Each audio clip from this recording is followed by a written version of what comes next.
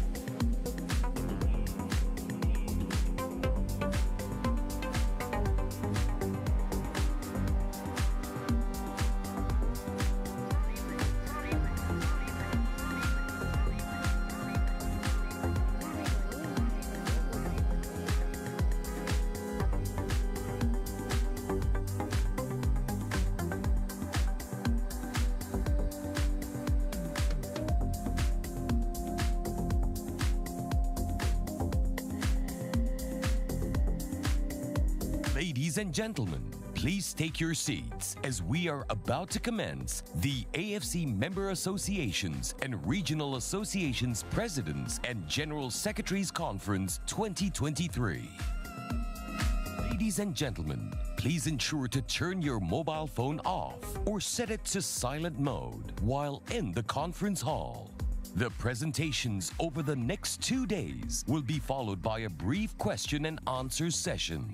Should you have a question for the speaker, please raise your hand to request for a mic and we will be happy to pass the floor to you. Please also note that translation services are available in Arabic, Russian, and English through the headsets provided. Thank you for your kind cooperation and attention.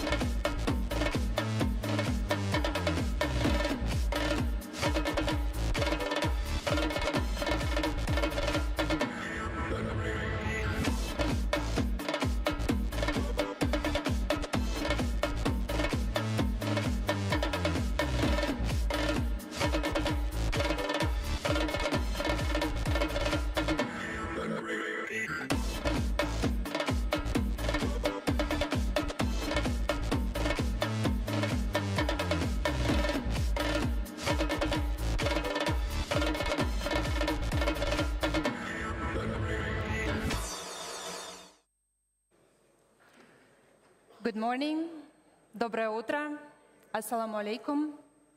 My name is Begimay Omralieva. I am from the Asian Football Confederation, and I have the pleasure to be your host for this conference 2023. Prime Minister of the Republic of Uzbekistan, His Excellency Abdullah Aripov, FIFA President, Mr. Gianni Infantino, AFC Senior Vice President, Mr. Zhao Zhao,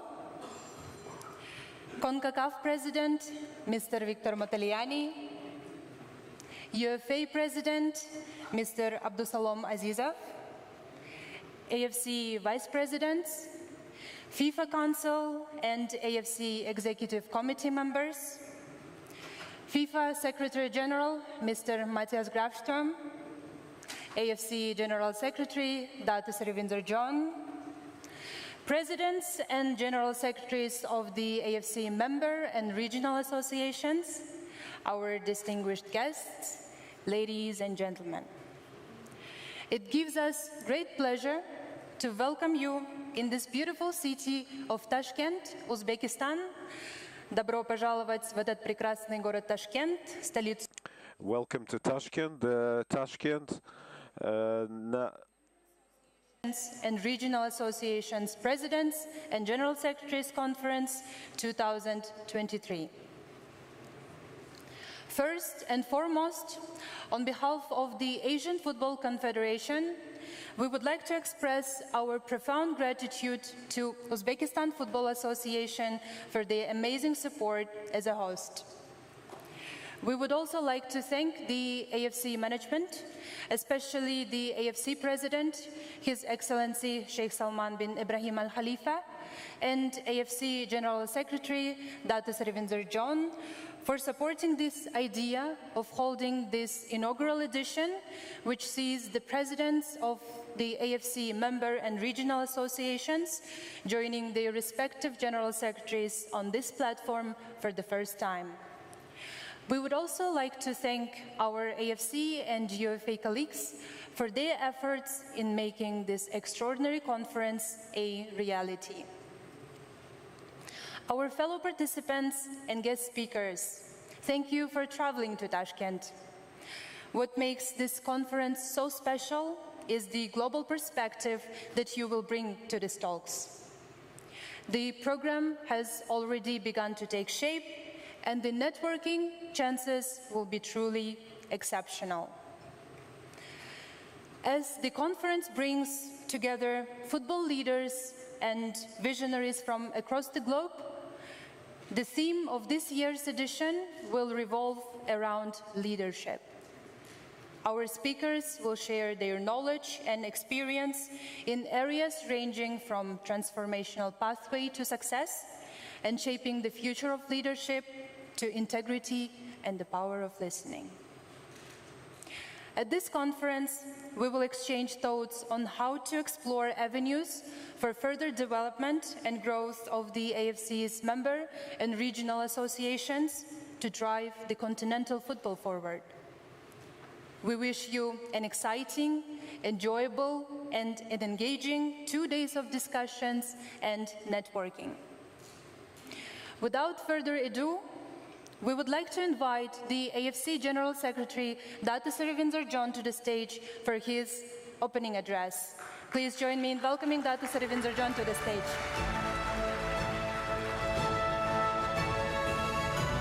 Thank you, Agimai.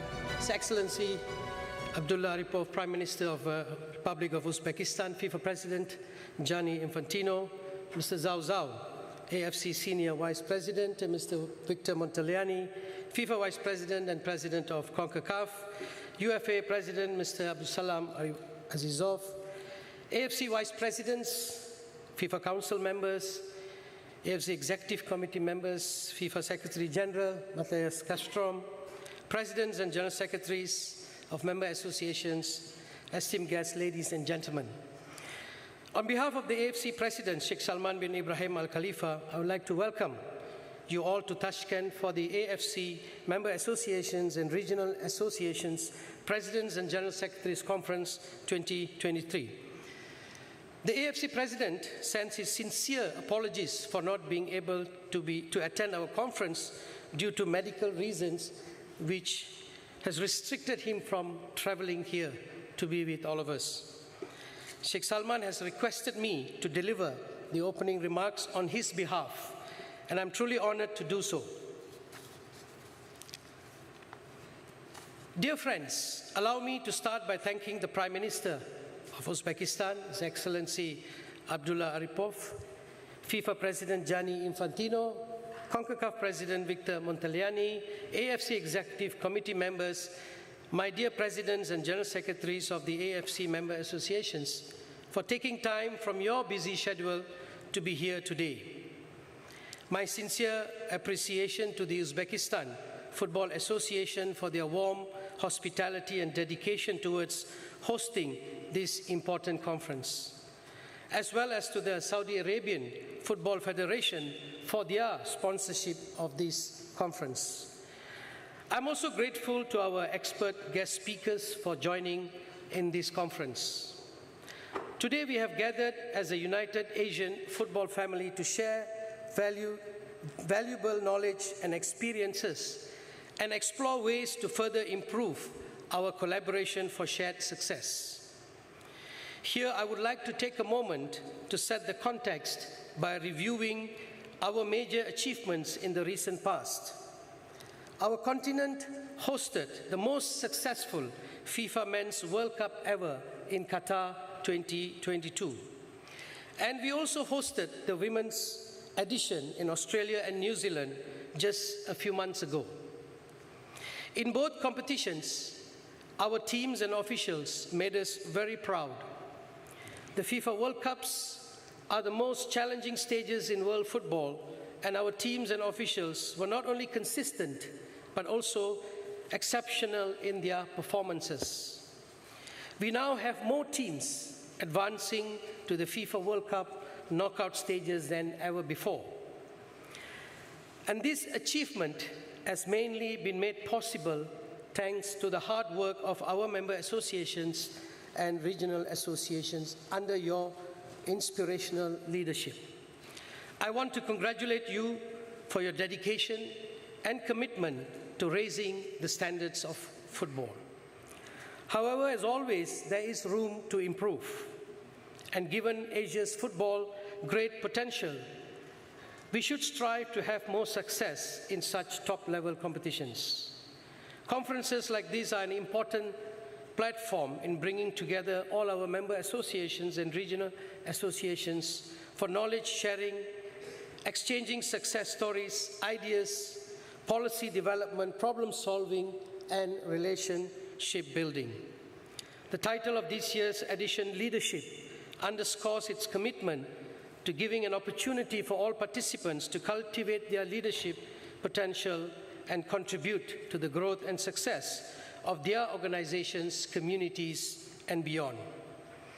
We want all members to be on the same page when it comes to assessing the latest best practices on and off the pitch. The sharing of success stories can motivate other associations to implement similar strategies and contribute to their overall growth and improvement. As presidents and general secretaries, your role will be crucial in this mission to elevate Asian football to the next level. We have the right mix of inspiring leadership in you, promising talent in your teams, and great support from our fans. But most importantly, we are one big Asian football family, and we understand the importance of unity and solidarity, of helping each other improve, because we can collectively make a positive difference. Let's use this conference to enhance our spirit of partnership that is so well admired throughout the world of football. Thank you all, and I wish you a successful conference. And that concludes the speech of the AFC President. Thank you very much. Thank you very much, Dr. Saravinder John, for your opening address. А сейчас, с большим почтением, мы... And now we would like to invite the Prime Minister of Uzbekistan, His Excellency Mr. Abdulla Aripov, to the stage for the welcome speech.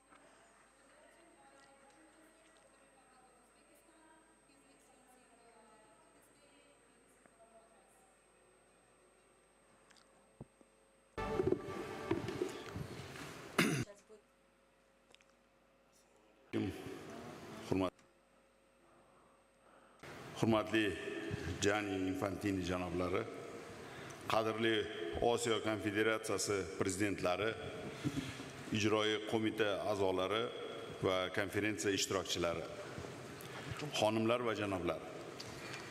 Sizlarni O'zbekiston zaminida I'm very glad to see you here. Welcome to Uzbekistan. In the recent years, the international communities, the cooperation between the national associations is being strengthening, and in this area, the initiative of the President of Uzbekistan, the development of football, it's very the implementation of various projects in this area.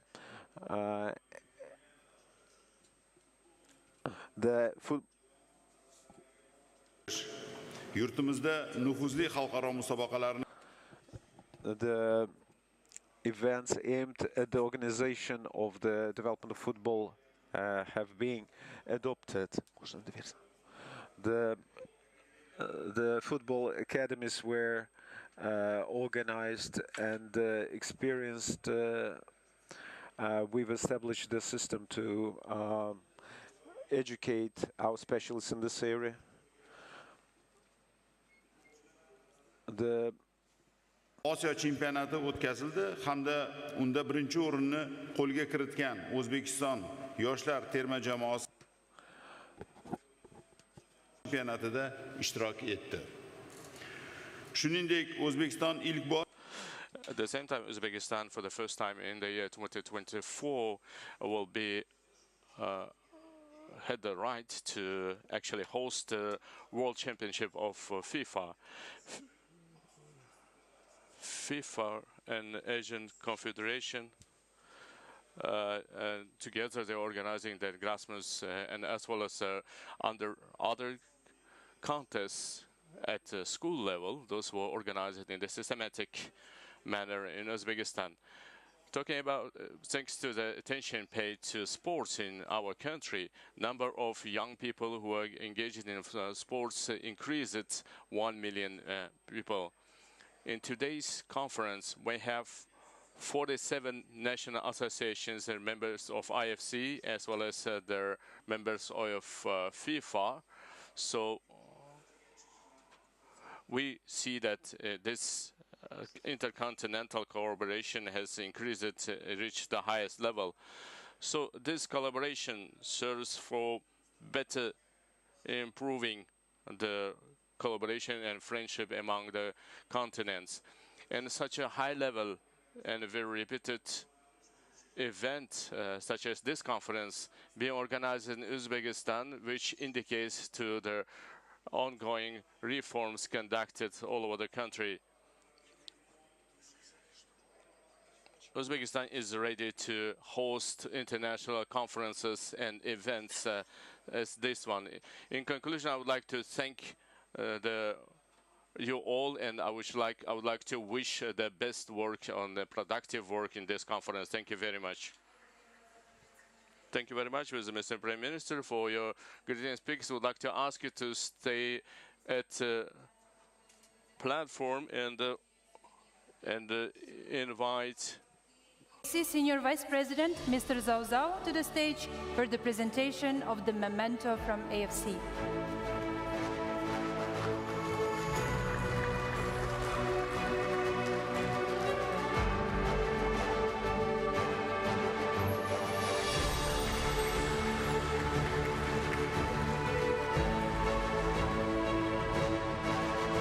Ваше превосходительство, господин премьер-министр, благодарим. Your Excellency, Prime Minister, we thank you.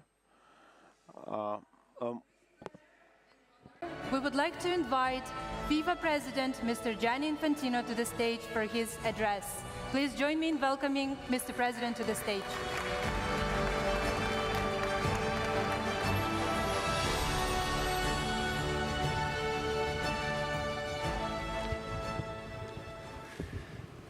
Good morning, everybody. Dear Prime Minister of Uzbekistan, dear President Azizov of the Uzbekistan Football Association, dear Senior Vice President, my dear Zhao Zhao, the President of CONCACAF, Caro Vittorio, FIFA Council member, AFC members, friends, sisters, brothers, everyone here united, welcome to my country, welcome to Uzbekistan.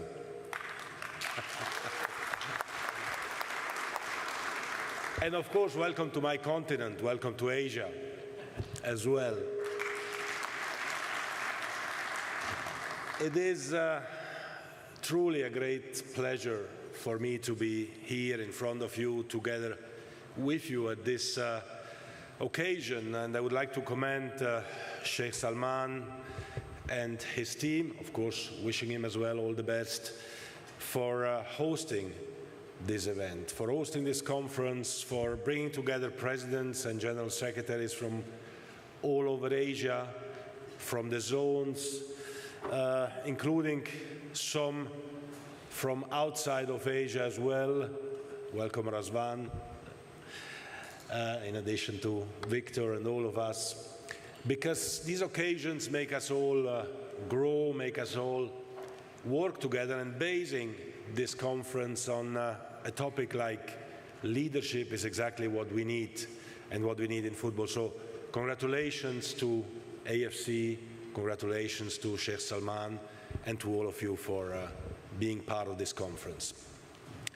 We are here in Uzbekistan, and of course Uzbekistan has been an example on football growth and football development in the last few years. They have just won the under-20 in Asia. Congratulations again. They did great at the FIFA Under-20 World Cup in Argentina. They qualified as well for the Under-17 later on this year in Indonesia, another great Asian country who will host the world in November, December for the Under-17 World Cup.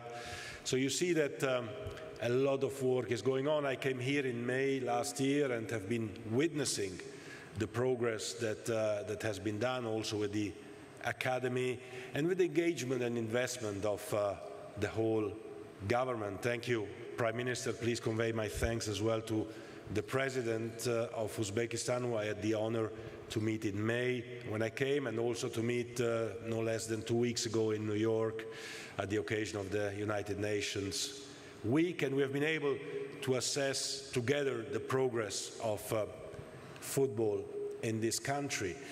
Because leadership, of course, comes from the football administrators, but comes also from the state. And in Uzbekistan, we have a head of state who is truly committed to football and working together with the football federation. The results, we can see them. And going forward, there is much more to come, because we will host the world here in Uzbekistan next year with the Futsal World Cup 2024. Futsal, who is a competition, who is a sport that is growing immensely all over the world as well. And when I came here in May, I visited the arenas where the Futsal World Cup will take place. I can assure you right now, while you will all come, of course, that this will be the best FIFA Futsal World Cup ever, and we host it here in Uzbekistan, here in Tashkent. Thank you very much for that. Now, like AFC, also in FIFA, you know that we have made a lot of progress in the last few years. I don't want to say too many things, because you have also a Congress, an AFC Congress in a few weeks, and I still have to keep a few things to say at that Congress. But I think it is important to always remember and remind ourselves of where we came and where we are going, especially because this is also linked with leadership, which is a topic of this conference. So we have been able to invest much, much more, as you know, in football by obliging, I would almost say, the zones to organize regional competitions, but obliging them, of course, with investment, with support, by asking the federations to invest in youth, to invest in women's football, to invest in schools, and to make football grow. And we did that by multiplying all our solidarity programs, the Forward program, by a multiplier of 7. So each association now has 2 million every year, at least, as a minimum, to invest in football development, as opposed to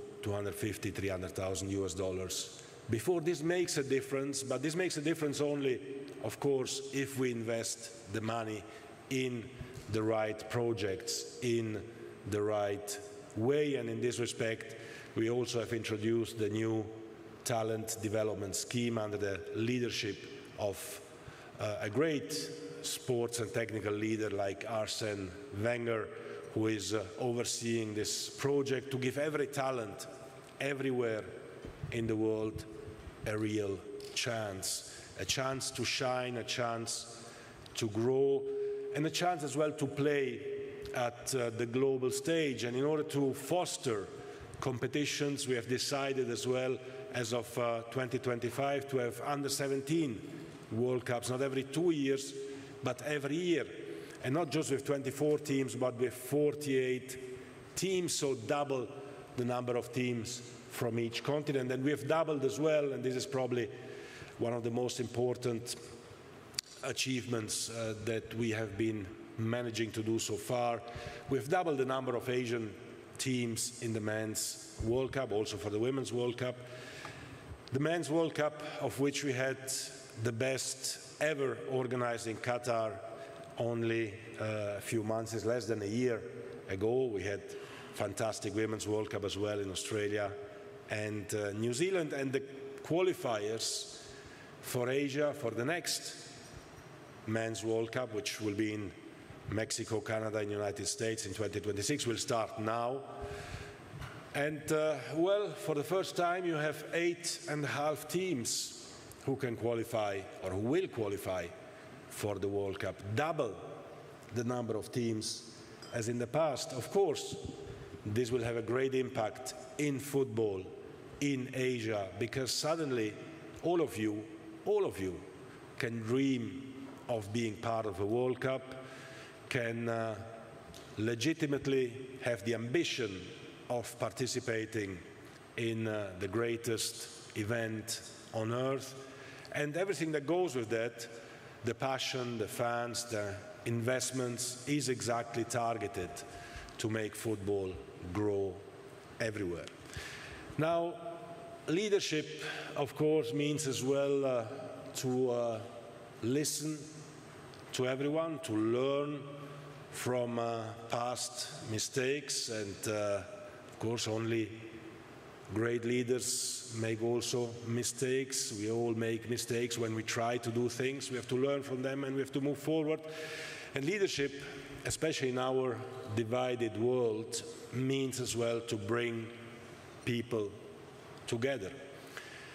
Only 3 days ago at the FIFA Council, we brought the world together unanimously. We decided that it would not be the right thing to go divided into a bidding process for hosting the biggest event on earth, the FIFA Men's World Cup. And we came with a proposition, with a proposal that brings together on one side the celebration of the 100 years of the World Cup in 2030, with 3 games being played in Uruguay, Argentina and Paraguay in South America, where everything started 100 years ago in 1930. And then also bringing 2 continents like Africa and Asia together to host the World Cup in Morocco, Spain and Portugal, united. Whilst the world is divided, football and FIFA are uniting. And that's why I'm happy to see you all here also united, because in 2034 we will come east again. We are having, as I said already this year, the Under-17 in Indonesia. We will have the Club World Cup in Saudi Arabia in December. We'll have in February the Beach Soccer World Cup in the United Arab Emirates. And in 2034 we'll come again east with the bidding open to Asia and Oceania. And of course, it is our wish and our ambition that also this process can be done in a smooth and united way, because we need to have occasions where we bring people together, where we bring people together to meet new cultures, to meet each other in a peaceful, in a joyful atmosphere. We have witnessed that in the latest World Cups, in the latest Men's World Cup as well in Qatar, where everyone came, everyone enjoyed, and we had a true celebration of football. So we are looking very much forward to coming back to Uzbekistan and to Asia many times in the near future, and wishing you a great conference, wishing you all the best, thanking you for having me here. I let you continue with the conference, and thank you very much for everything. Stay united, stay together. You're all part of AFC, you're all part of FIFA, and together will do fantastic things. Thank you very much. Thank you. Mr. President. Next FIFA Congress in Bangkok, by the way, Asia as well. Thank you. Thank you very much, Mr. President. I would like to ask Mr. President to remain on the stage and invite AFC Senior Vice President, Mr. Zhao Zhao, for the FIFA AFC Pennant Exchange Ceremony.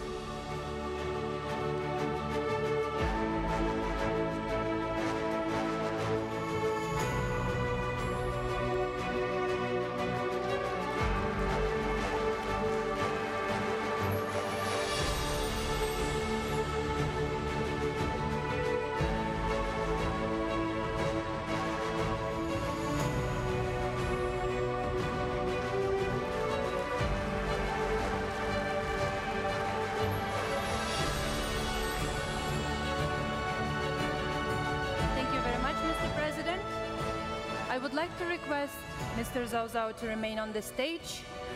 А сейчас я хотела бы пригласить президента ассоциации. Now I'd like to invite the president of the Uzbekistan Football Federation for the ceremony of exchange. Abdusalom Azizov to the stage for the AFC UFA Pennant Exchange Ceremony.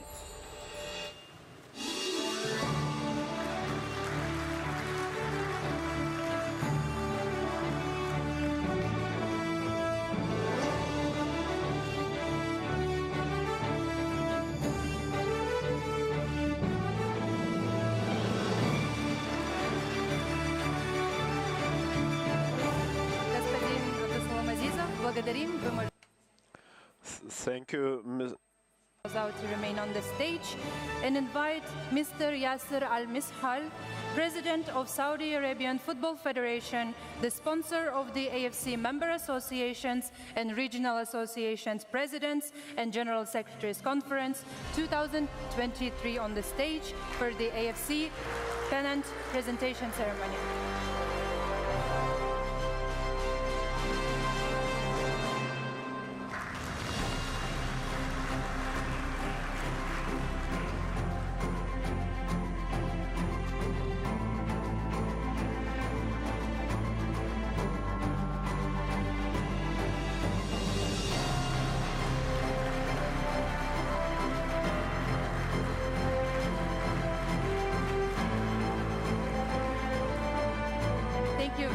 Mr. Yasser Al-Mishal and Mr. Zhao Zhao, you may take your seat. Thank you very much.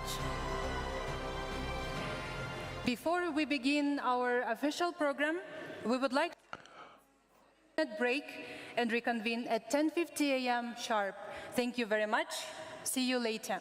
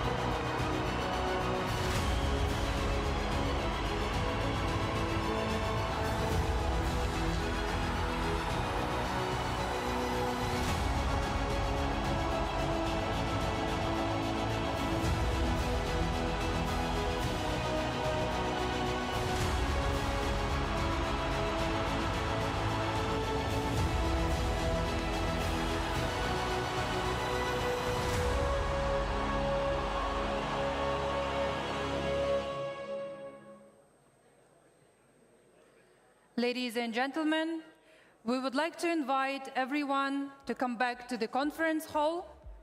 And before we begin our official program, we would like to request everyone to gather behind the main chairs for a group photo to capture this special moment forever. Thank you very much.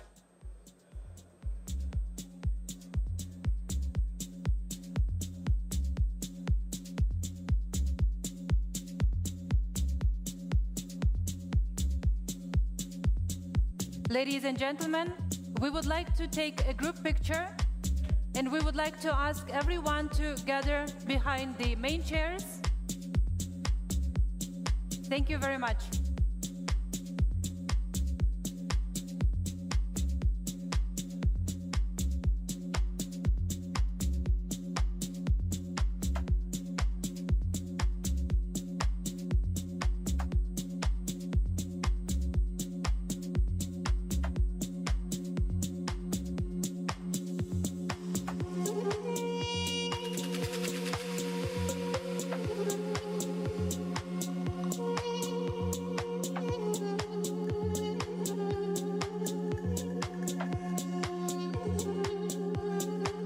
Ladies and gentlemen, we would like to invite everyone to come back to the conference hall for a group picture.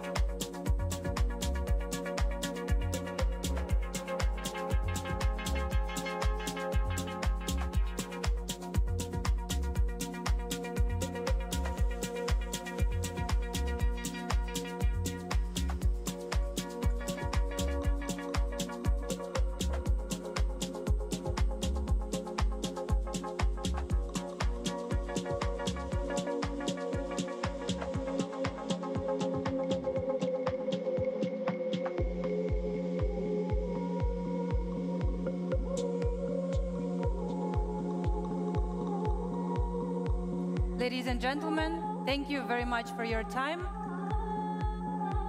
You may take your seats and we will begin our official program.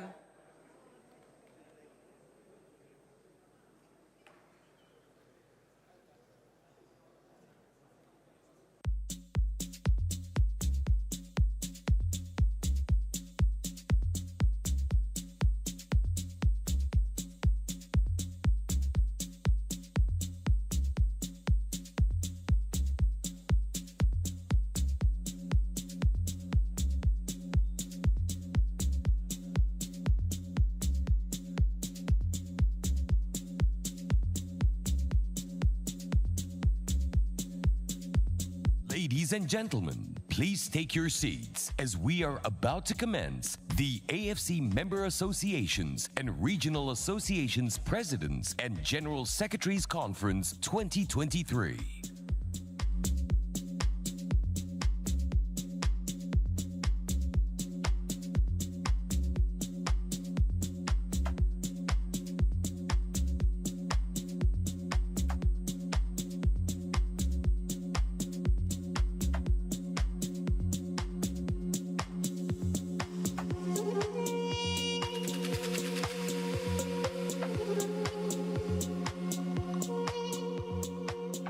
Ladies and gentlemen, welcome back.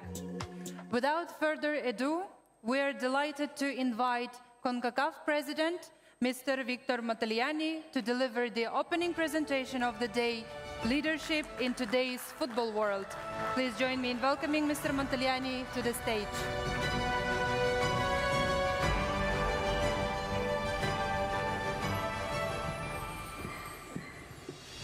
Good morning, everyone. Real pleasure to be here. I know that protocol has been established, so I won't get into that. Real honor to be here. First time here in Uzbekistan, and very friendly people and a beautiful country. So look forward to coming back for the Futsal World Cup. And it's great to be here amongst my friends from Asia. CONCACAF has had the privilege of having a fantastic relationship with your confederation, not only at the top, but throughout. And it's something that we don't take for granted, and it's a real privilege being here on behalf of my confederation. I guess it's also a privilege to go first. I see there's 2 goals here, so it's like a penalty shootout. They always say you want to go first in a penalty shootout, so I have the honor of going first today. You know, the topic itself, leadership, a lot written about it, a lot discussed. All of us in this room are leaders in whichever federation you're at, whatever position you're in. But in the end, I think for me, it's also about a great question. What makes a great leader? We heard our president before talk about some of the skills and some of the traits that are required. And I think in a lot of ways, traditionally, leadership has always been looked at in terms of the persuasiveness of a leader. Is the leader a power broker? What are their skills? But I think things have changed. And I'm here today to not talk about the institutional definition of leadership, but really pose many questions. Because I don't have the answers of what leadership is. You have the answers. And only you can actually answer those questions. Because leadership is about what you want to make it. And so my presentation, or my discussion really, it's not really a presentation. I like to think of it as a chat. I know we had coffee outside, but just think of it as a continuation of coffee. For those of you that know me, and there's quite a few out there, I prefer to have these chats over coffee. So I'm here to provoke.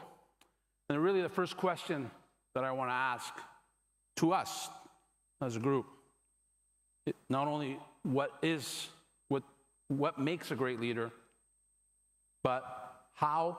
Next slide, please. Is there a part of the presentation? Is it loaded up? Oh, sorry. There you go. So I don't have my assistant here, and I don't know how to work things. There we go.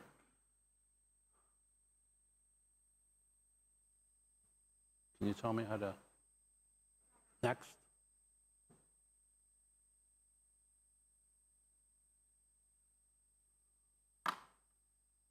So for me, it's defined by 3 questions. First and foremost, where are you looking to anticipate change? Obviously, like football, anticipation is one of the key elements of being a good footballer. It's also one of the key ingredients of being a great leader. And where are you looking for that? Where do you spend your time as a leader? And who do you spend it with? Are you able to see around the corner, both as an individual and as someone who's leading an organization or a group? And really, you have to define how you want to lead your organization. In the vernacular of leadership, many talk about what's called the golden circle, how companies run. In the middle of the circle is the why, W-H-Y. And then the outside circles are the what and the how. Most organizations, the average ones, go from the outside in. They tell you the what and the how. What do? We develop football. How do we do it? We put on competitions. We have development officers. But the key to having a great organization is to run it from the inside out and define the why. Why are you doing this? What is your motivation? And since we all flew here, I thought I could relate a little bit of a story. It's about aviation. It gives you an example of the difference between when you look at it something from the inside out, from the why, and then look at the what and the how, and then the how and the what and the inside of the why. So over 100 years ago, 1903 to be exact, we discovered flight. The aircraft was discovered by the Wright brothers, and we all heard about the Wright brothers. However, a footnote to history was that many people back in 1903, kind of like the dot-com era of a few years ago, were trying to discover flight. And there was a big race to see who was the first. And there was a gentleman by the name of Pont Langley, an American, Harvard-educated, top among his peers, plugged in with the government, was given a $50,000 grant to discover flight. And $50,000 in 1903 was a lot of money. A lot of money. He would then establish a dream team of scientists and his peers because he wanted to discover flight and be the first to do it. However, why did he want to do it? The reason he wanted to do it is because he wanted to be rich and he wanted to be famous. And that was his sole motivation. Go over to Ohio, where the Wright brothers were trying to do the same thing. No education, no money. They ran a bike shop to the point where every time they went out to test their homemade aircraft, they've bought 5 sets of parts from the bike shop because every time they tried something, the plane would crash. However, on December 7th, 1903, the Wright brothers and their group of volunteers who all believed in their vision. And what was their vision? What was their why? The Wright brothers believed that this innovation would change the world, which we all know it did because that's why we're all sitting in this room, or else we wouldn't have been able to get here. And that's why they did it. There was no other motivation. Their why was to change the world. And so on December 7th, 1903, aircraft in flight was discovered. And to prove the point that Samuel Pierre Langley didn't ever define his why, was never able to lead his team, and he was doing it the wrong way, is that the day that the New York Times published that the Wright brothers discovered flight, he quit. Quit. He didn't say, let me figure this out, let me take it to the next level. He just quit. And that is why it's very important as a leader, is that you must figure out the why of you as an individual and your organization. Because in the end, defining the why is based on 2 fundamental things: trust and loyalty. Trust and loyalty, which is why people are always motivated to do things. Another great leader, Martin Luther King, human rights leader. Back in the 60s, there was a lot of human rights leaders, but he kind of stood above all of them. Why? Because he was able to define the why. He had a monument. I have a dream. He defined his why. He didn't say, I have a plan. Here's my 10 points. Here's my 20 points. And this is how we're going to get voting rights. This is how we're going to... No. He said, I had a dream. And people believed in this dream. So this is very important to define your why as a leader. It helps you anticipate change and helps you create what I call a AAA environment. The right atmosphere, the right attitude, and action.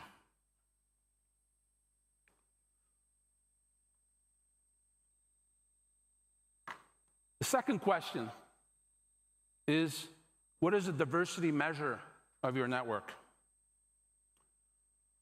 This is quite important because as we see not only here in your confederation, in my confederation, in world football, we're very diverse. Different races, different religions. But what's unique about our football is that the football itself that he's holding up for a throw in there doesn't speak a language. It's not belonging to one race, has no religion. And this is what unifies us, is the love of that ball that rolls. As a good friend of mine likes to say, it's the smell of the grass that inspires us, although this is turf, so it's kind of hard to smell. And so, what is your capacity as a leader to develop relationships with people that despite your differences, you're able to come together and achieve your goals? That is the key to your diversity. It's to surround yourself with people who are critical thinkers, that think differently from you. Not to surround yourself with people that always want to say yes. Because ultimately, you never will reach your potential as an organization. And ensure that at the end of the day, as a leader, that you care. Because people do not care that you know if they don't know that you care. You can be the most highest IQ, the most powerful person. If they don't know that you actually care, it would be very difficult to motivate your organization in the strategic direction that you want it to go. And it's diversity that drives creativity and innovation. You as a leader are not responsible for your job. I am not responsible to be the CONCACAF president. I'm responsible for the people who are doing their job at CONCACAF. My general secretary, my chiefs, my directors, the person that answers the phone calls. That's my responsibility. I always ask people in a smaller environment, who is your number one stakeholder? Who's the number one customer of your organization as a president of the federation?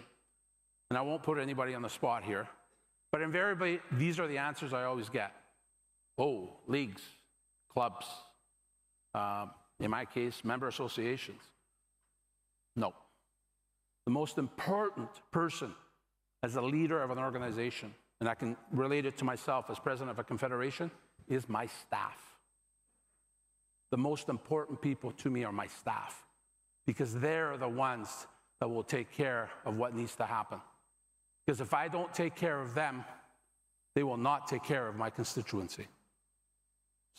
So that diversity is very important.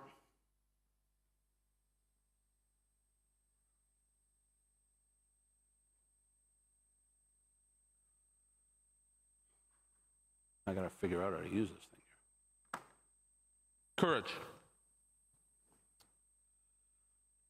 Before I go on to courage, I think another thing that's very important in your diversity is our game is a finite sport.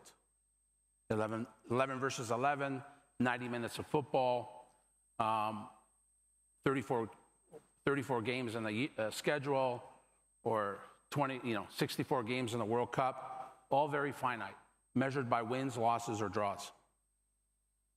However, we as leaders are in an infinite arena, not a finite arena. We are not measured by those dynamics of our sport. We are measured against a competition of ourselves. We are competing with ourselves to get better. We are also competing not only with ourselves, but within our organization. How do we get better as a collective? And so I think that's very important, is the juxtapose between our sport that we love and the results and the win and the losses, but also how we conduct ourselves off the pitch, ensuring the longevity, because when we're gone, this will continue. And so it's very important that we understand that our role as a leader is not about only the today. It is about the tomorrow, and ensuring that the tomorrow is going to happen. I think the third question that I always like to throw out is courage. And courage is not about, being tough and be able to take a punch and all that kind of stuff. As a leader, courage is not an inner strength. Courage is an external strength. that comes from others. It doesn't come from you. It comes from the network that you have built, the relationships that you fostered individually in your life, in your organization. That's where the courage comes from. Don't get me wrong. It's not easy to be a leader in your position or any of our position. At times it's thankless. It's not always easy to do the right thing. But you have to start asking these questions. Are you courageous enough to abandon your past in both what made you successful and not? Now, a lot of us, for instance, I'll use my own example. At CONCACAF, I took over after a very tumultuous time. It was not that hard to change what was done in the past. But now we've evolved into a different organization after 6 years with tremendous growth. We need to change again. We need to abandon what has made us successful in the last 6 years to take us to another ceiling, to create another ceiling. And so that is very important as we move forward. And you see that with the greatest of our athletes, always changing. Some of our greatest coaches, adaptability of the coach, because they've abandoned what's made them successful. Some may or may not agree with me, but I think one of the most successful managers in the history of the world is Carlo Ancelotti. And what has made him successful? Not because he can run a great training session, but he has adapted and he's been very courageous in abandoning what has made him successful at Chelsea and applying different metrics at Real Madrid, Napoli, Everton, back to Madrid. That is a constant change. And so those are very important metrics, I think, as a leader to understand what that takes. The real poison for us as leaders is being comfortable and always going along to get along. We need to dare to be different. Really need to be dare to be different. It doesn't matter what arena that you're in, whether it's a confederation, a federation, a league, or a club. And you have to have a very strong strategic compass as a leader. Self-awareness, a very high emotional quotient, and the very clarity of purpose for you and for your organization. I'll give you an example of clarity of purpose and how that works in our organization. So back in the 60s, we were trying to put a man on the moon. And of course, it was a race to put a man on the moon, and obviously NASA was successful. I think it was 1963. Some of you may remind me if that's a correct year or not. I wasn't born yet, so that's why I'm saying that. And after they were successful, they had a survey done of the organization. And they went to the people, actually one specific woman who was a janitor. She cleaned the hallways and she cleaned the toilets of NASA. And they asked her, what do you do? What's your job here? She goes, my job is to put a man on the moon. That was her answer. Now that answer is amazing, not just on her, but amazing on the leaders of NASA at the time. Because they had such a clarity of purpose of putting the first man on the moon, that wasn't only the people that were in the control center, making sure the astronauts were safe, but also it trickled right down to the person that cleaned the toilets. She felt she was as important in the mission as the person in the control room. That to me is leadership. That clarity of purpose in your organization is what I call tremendous leadership. And it's really important also, as we know, and many of you have experienced it yourself, is the emotional stamina that is required in our leadership. Do you really have the emotional stamina to withstand the counter currents that come at you? You always find people, and it's amazing when you have that courage, you'll always find people, not always the usual same suspects, that will join you when you have that clarity of purpose. And ultimately, I think this brings you to ensuring as a leader in today's modern world, vulnerability is very important. As we've seen, even coming out of the pandemic, the world has shifted, the world has changed. Vulnerability is good. It is not a sign of weakness, because it's the vulnerability of you as a leader that leads to having an environment, a trusting culture and a loving culture within your organization. And I can say one of the things I'm most proud of as president of CONCACAF is a relentless pursuit that we've had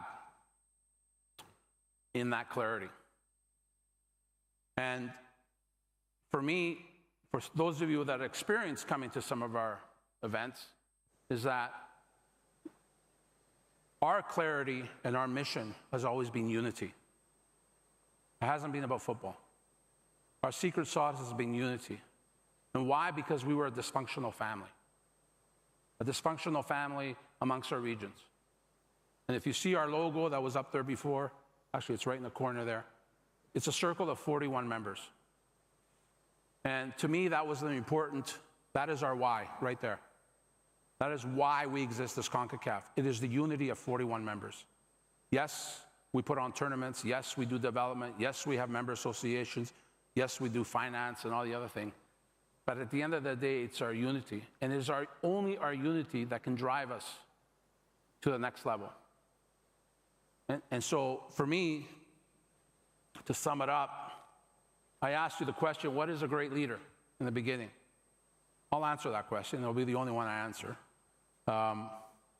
In the end, I think a great leader is one who stands preparing for the realities of today and preparing for the unknown possibilities of tomorrow. And ultimately, having that driving ethos that leadership is about service, not about power. Thank you.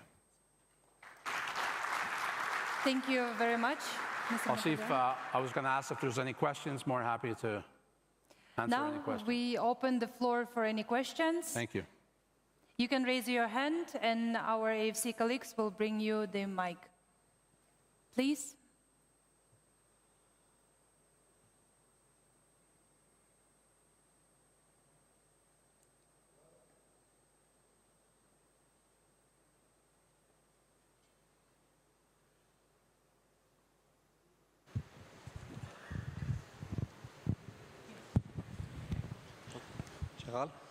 Shukran. Well, it's not really a question. I would, if you allow me, I would rename the title to The Guide for a Great Leader. So thank you very much. I really loved it. Thank you. Thank you. Thank you very much. Appreciate the comment. Thank you very much.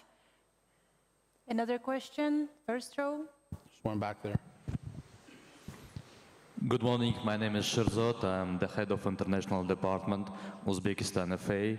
Just a quick question. Should we take into account the difference in mentality when we are talking about the leader? Yeah, obviously when you say difference in mentality, you mean the person that you're talking to or yourself? Both, yeah. Yeah. You know, I think, and you heard President Infantino obviously talk about it before. I think listening is one of the most important, obviously, skills. Listen, understanding, you know, the beauty about this world is that we're all different, right? That is really the beauty about this world. And somehow we've survived, I don't know how old this world is, but the thousands of years that we've been on this planet. And I really think the power of the sport is the key here.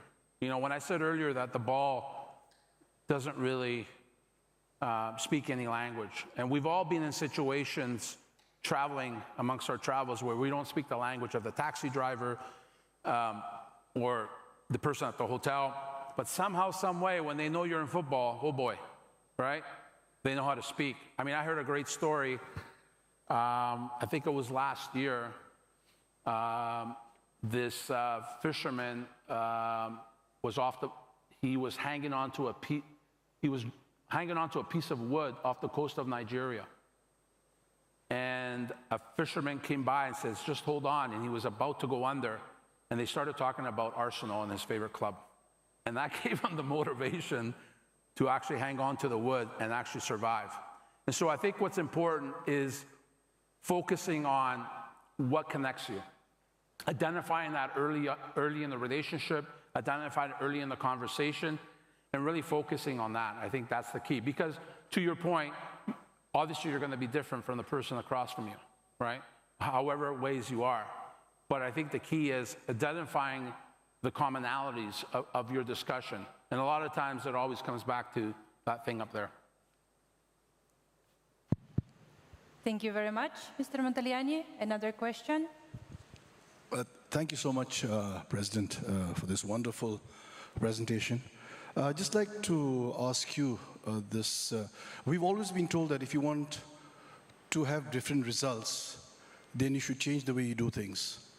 Yeah. So, but then you said that if you're successful, then you have to be courageous enough to actually change that successful, the way you're doing things. Yeah. So can you just explain a little more on that? Because if I have a successful sort of this thing already, yeah, why would I want to change that? Because ultimately, one of the best sports for that, because our sport, it's different. You win the league, you win the title, why would you change? But you have to, because standing still means you haven't changed.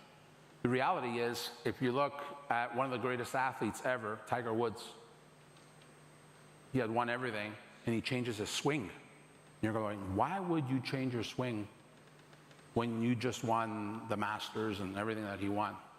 The reality is, those iconic great athletes know that you need to change even what made you successful to get you to another level and to even prolong your success.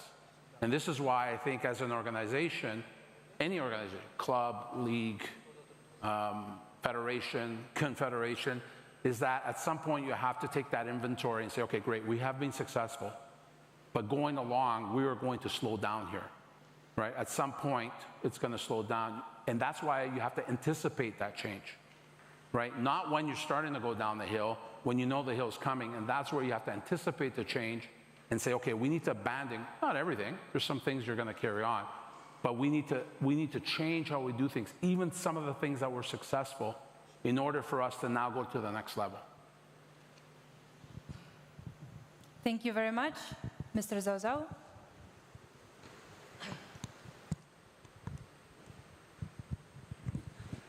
Thank you, Peter. Just now, your last comment, you're saying there is a power, actually is service, the leader. But I want to ask you, there is even though how you say that you are the CONCACAF president, still you have a power and influence.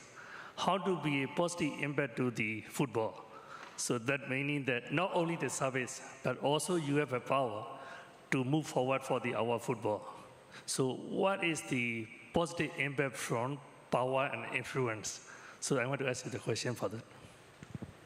Yeah, I think for me, I've always, listen, you could ask him on staff. So when I'm actually in the office, if anybody calls me president, I tell them stop right there. I never allow them to call me president, ever. When I'm there, I'm their peer. So for me, leadership is not about kissing the ring, it's about brothers in arms, or brothers and sisters as arms. And so, listen, influence is about joining the camaraderie. It's not about influence in the way that even historically has happened. And so for me, it's about creating that atmosphere that I talked about. And that's how, because the influence is not coming from one person. It's coming from a collective. And when you have that clarity, it's a lot easier to influence the direction of the organization when you have that collective. It's very difficult to do it when you're on your own. And so really, in the end, you really don't have any power, right? You have the perception of power, because leadership is not a rank. It's not a rank, right? Like in the military, right? And if you just do it on authority, in the end, that's a zero-sum game, right? In the end, everybody chooses to be a leader. It doesn't matter where. You choose it every day. You look to your right, you look to your left, and you say, okay, how are we going to do this, right? And it doesn't matter at what level. So leadership is actually a choice. It's not about rank and authority. And so with that, you gain even more influence, and if you want to use the word power, great. But I think that it's really the influence of the organization and how that pushes forward. That's the key. Thank you very much. Are there any questions from the floor?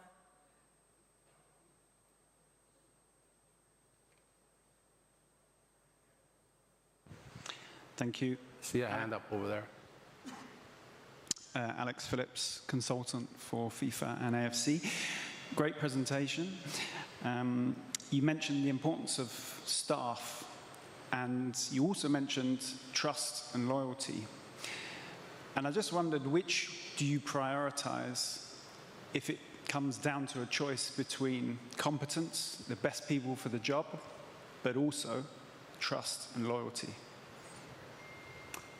Trust, because you can have a high, competent person, but if you don't trust them, in the end, and there's a whole graph on that, by the way. In fact, the Marines have a graph on that, where they have it in sectors. High competency, high trust is excellent. But if I had to choose between trust and competency, I choose trust. All the time. Because high competency, zero trust will ultimately fail your organization. Thank you very much. Are there any questions from the floor? Please. Good morning, and thank you for a great presentation. Khalil Al-Salim, I'm the General Secretary of West Asia Football Federation. The World Cup is coming to your region soon.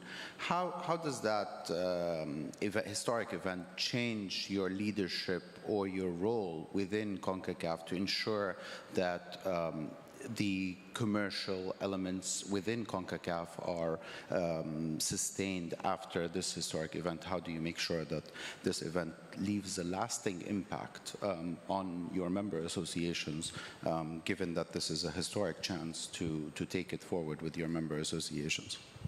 Were you in my meeting last week in the office? No, I wasn't. It's a great question, and because all of you are going to face it. All of us are going to face it. Obviously, you faced it in the region now with congratulations, my dear friend, for a fantastic World Cup. It was the greatest ever until 26. Maybe that'll be the greatest ever. So, Sheikh Hamad, congratulations. You know, every time a World Cup is in your region, and obviously Australia and New Zealand just went through that with the Women's World Cup, and even the Women's World Cup has a massive impact. I mean, I chaired the Women's World Cup in 2015 in Canada, which had a massive impact. That is ultimately a very important question, because the World Cup is such a massive asset now, more than it has ever been, that when it comes into your region, and that, how do you unlock its potential for the benefit of the whole, right? Not sure we figured it out yet, I gotta be frank with you. And for us at CONCACAF, it's a bit easier because we do business in the US and obviously Mexico. So it's a little easier for us because we're already there. But for us, the quintessential question is, how is it going to benefit the other 38 MAs, right? Some of those questions are linear, but some of them are not so linear. And it's the ones that are not so linear that are very important to answer, because those are the ones that have longevity and that are years and years down the road. You know, at the end of the day, for me, the biggest legacy of any World Cup, and we've all lived it, is everyone in this room, if they close their eyes right now, can probably say, at 10 years old, 12 years old, I remember this World Cup. And I remember this player, and I remember this game, and I remember this goal. I mean, I can do it right now. That is a legacy for me as an individual that drives me to this day. And so some of that legacy will be built in within your country. And how does that propel the World Cup? Because at the end of the day, the World Cup means different things to different people. But to me, it's really the driving force for everything in football. Now, not everybody's going to win the World Cup. Not everybody's going to qualify for the World Cup. You just need to figure out your journey to the World Cup, right? In terms of what it means. How does it drive the sport? It could be just to play in a qualifier. It could be just to score. It could be, but you know, young athletes, young players, you know, we know we'll never win a World Cup. They don't know that, and so you need to bottle that to see how you can drive that energy into your youth of your country to take it to the next level. And so it's a great question. I don't think I really have the answer, but for us, it's a little easier in the US because we do our business there. So we're already working on some of those strategies in terms of a legacy from a commercial aspect, and we're working with FIFA on that as well. But I think that's a very important question as you move forward to 2030 and ultimately 2034 in your region. Thank you very much, everyone, and thank you, Mr. Montagliani, for your insightful presentation. We would like to ask Mr. Montagliani to remain on the stage and invite AFC Senior Vice President, Mr. Zhao Zhao, for the AFC pennant presentation ceremony. Thank you.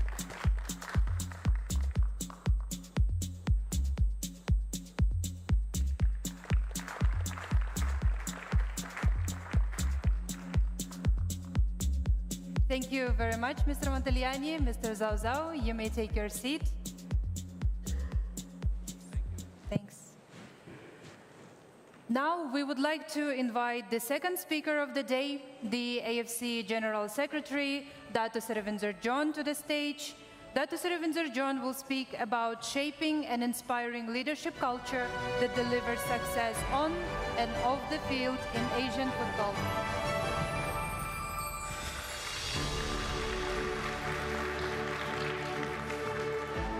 Thank you, Agimai.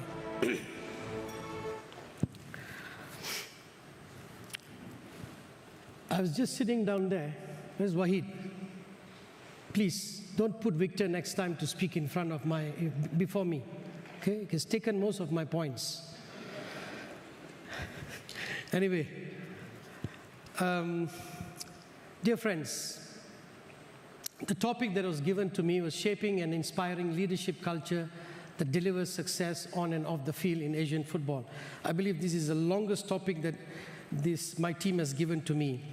But what they told me is, please share your experience as an AFC General Secretary, having seen the whole realm of football as a player, as a coach, as a referee, working in regional association, club football, working for FIFA Development Office, and finally in AFC. And I think that is what I would like to share today. And from this topic, I've broken into two parts.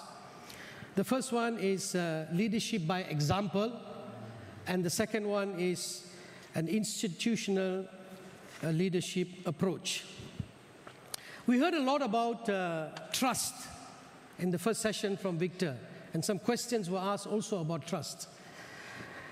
And takes me to the first point. See, anyone can lead by example. And as Victor mentioned, every one of you is a leader. Because you are president, you are a general secretary, you have your positions to lead an organization, a team, your staff. But the most important is you can lead by simply demonstrating the positive and admirable values that inspire and motivate others to do the same. I want you to just think about three words here: the values, inspire, and motivate. I think President Gianni also mentioned that, Sheikh Salman mentioned in his speech, and also Victor mentioned a little bit as a leader. And in terms of leadership by example, for me, the first one would be having integrity, being responsible. I think if you want someone to trust you, and Victor mentioned it correctly, you need to get the trust of your immediate team, your staff, or your management team, or the people working around you. This is the most important. If you cannot get their trust, then it's going to be tough. And I believe that leadership by example as a leader, having that integrity, is critical because you will earn broad respect, not only from the team around you, but also the people outside. Because they know that with integrity, you as a leader with integrity will be able to be responsible to deliver for the organization, for the stakeholders, for the people, making the right decisions because they know you are a person of integrity. So I feel that the foundation, the number one in trying to be a leader or providing leadership by example is integrity. And we all know integrity is basic foundation in a human character in relationship building. And it's true. Without trust, a relationship cannot last long because you will slowly be found out. And that's trouble for any leader. And that leads me to the second point. If I want to be a leader, if I want to be the General Secretary of the AFC, and if you want to be leaders in your own areas, you must have some form of, you must be technically astute. We are in the football business, and if we do not know what VAR means, then we are in trouble. So we need to always equip ourselves with the latest knowledge, because the game is evolving tremendously. And in our business to excel, we must have the knowledge, we must have the technical ability. Yes, we have good people around us. We have all the experts around us. But as a leader, we also must be able to learn. We also must be able to provide information and continue to learn about the game. And believe me, there is so much to learn about our game, that is football. And being technically astute, having the knowledge of the game, knowledge of the business. We all say football is an industry. So one part, the business side, another part, the game itself, and of course, the other decision-making processes that comes along the way of a leader. We must be able to be astute in delivering whatever that is being required of us. We heard from Victor about vision. And Victor, by the way, I also wanted to tell the same story about the NASA story. Because when AFC was working on a vision and mission for the AFC, one of my team reminded us about the NASA story where the cleaning lady also had the same vision as the leadership of the country, as the technicians and the scientists and so on. So for us as a leader, I must have the ability to inspire and motivate, first of all, to make sure that my team sees my vision as well. If my closest team around me is not able to see the vision, then we have a problem. If I cannot convince my team about the vision, how am I going to convince the people around who are away from you on the vision that the organization has? So for me, I think the ability to inspire and motivate by sharing a collective vision is very important. And we as leaders, we must lead by an example. First of all, the vision must inspire us first as a leader. It's not just speaking to someone, but the vision must inspire and motivate us as a leader first. And how this vision is then shared with the team, and how every team member contributes toward achieving this vision. And when in 2016, when the AFC President announced the vision for the AFC, we had 3 visions. The first one is to be a leading confederation. We didn't want to say the best confederation, we just said the leading confederation. Because we knew on the pitch, we still have a lot of work to do. But that doesn't stop us to be good, to be the best off the pitch.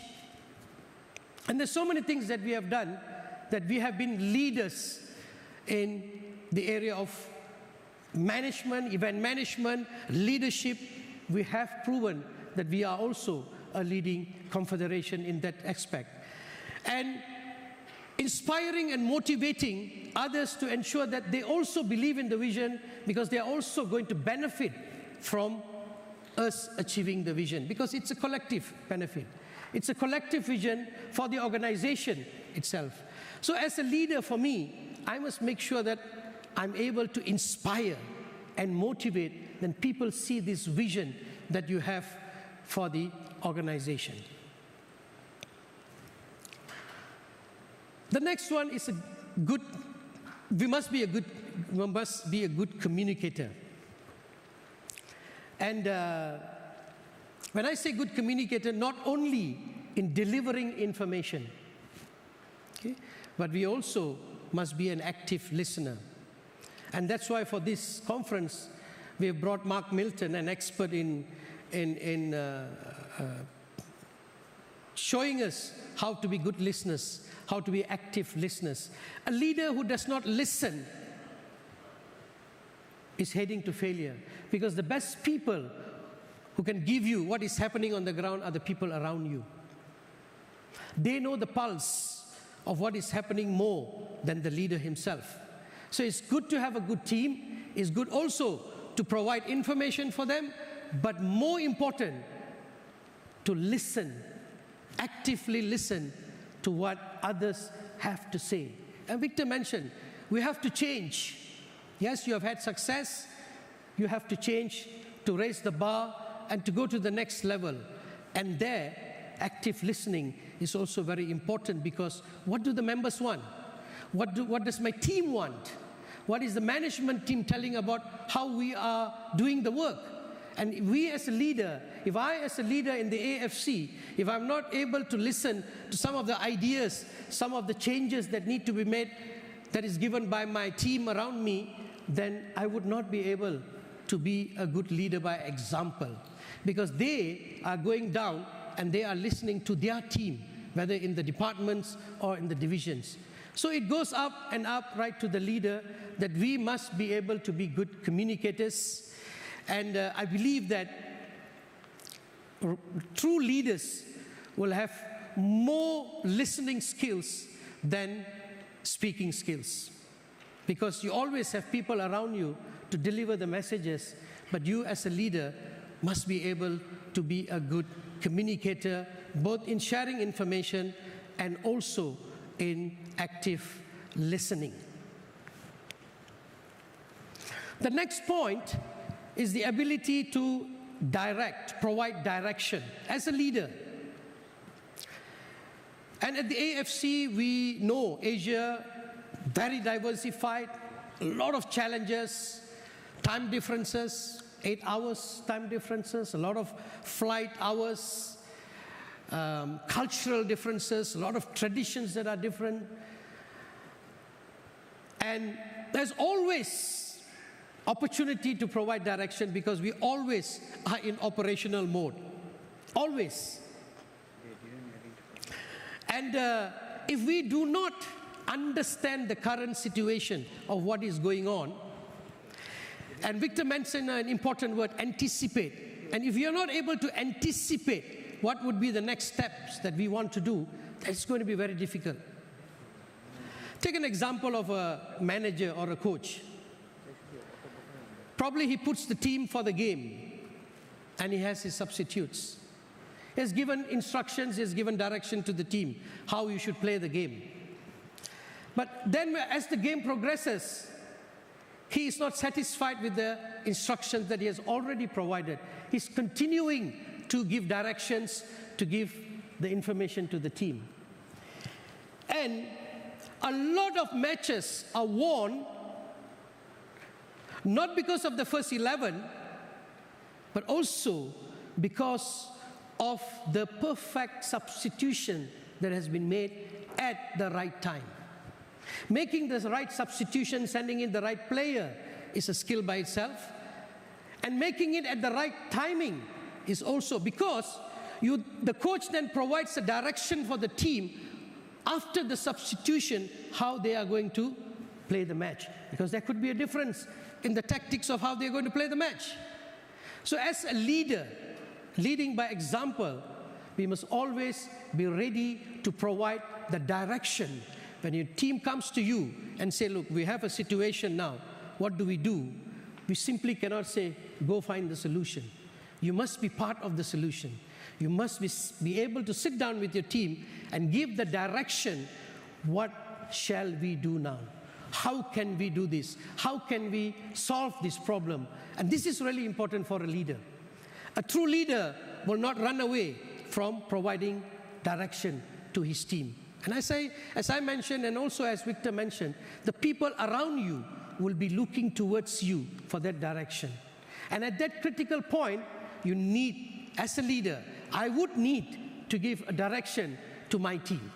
I need to say what we should do, what the options could be, because they are expecting you as a leader to provide that direction. And the last point in this first part, leadership by example, is the ability to coordinate. I think this is a very important skill for a leader. I am blessed because I come from a technical background. I've done competitions, played the game a little bit, I've been a referee a little bit, being a coach a little bit. So it gives me the added advantage to have a good coordination. I could understand what it is to coordinate, how much of empowerment that I can give my 2 deputy general secretaries, how much do I empower my directors to carry on with the job. But then at the end of the day, you as the leader must be able to coordinate. And to be able to coordinate, you must understand, I must understand what is needed. What is needed by the organization, what is needed by my team, because they also need to deliver what has been expected from them.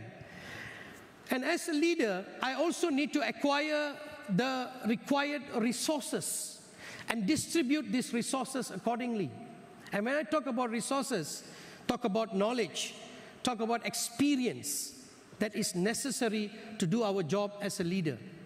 And these days, we have young people who are joining our organizations, very young people who are joining, and they have different needs. They have different entitlements, but they are highly motivated. They're very creative. So me as a leader, I must be able to mix and match the very experienced staff that I have, the very knowledgeable staff that I have, and also the young ones who want to contribute. So I would feel that as a leader, we must have this skill set, the ability to coordinate within our team so that they would be able to fully achieve the vision that is set forth for the organization. Now, I'll move on to the second part, that is the AFC, an institutional approach, looking from the organization itself. How do we approach leadership from within the organization? Again, the word trust comes. And one of the most important elements here to cultivate trust amongst the management team, amongst the staff, amongst the member associations, regional association, presidents, and also general secretaries. Because trust is the cornerstone of bringing people and institutions together. If we trust one another, the relationship becomes stronger. So the foundation, the strength, and I believe the most important thing in relationship building is trust. Because once someone trusts you, trusts the organization, they will know that the organization always does the best for the people, for the stakeholders. The organization will always make the right decisions because it wants to make sure that the stakeholders and the people who are expecting something from the organization will not be disappointed. And remember, AFC as an organization, member associations, regional associations, FIFA, and all the other stakeholders, we're all journeying together. And as we journey in these different cultures, different traditions, different religions, we are all learning from each other. And it's difficult if we do not trust each other. It's going to be very difficult. And that's why one of the things that we always say at the AFC is unity and solidarity. Unity and solidarity. Now, unity does not mean uniformity. We all do not have to wear the same dress to be united. We all can wear our own uniforms and dresses, because that does not determine if you are united. Unity doesn't have to be, we don't have to be in uniform.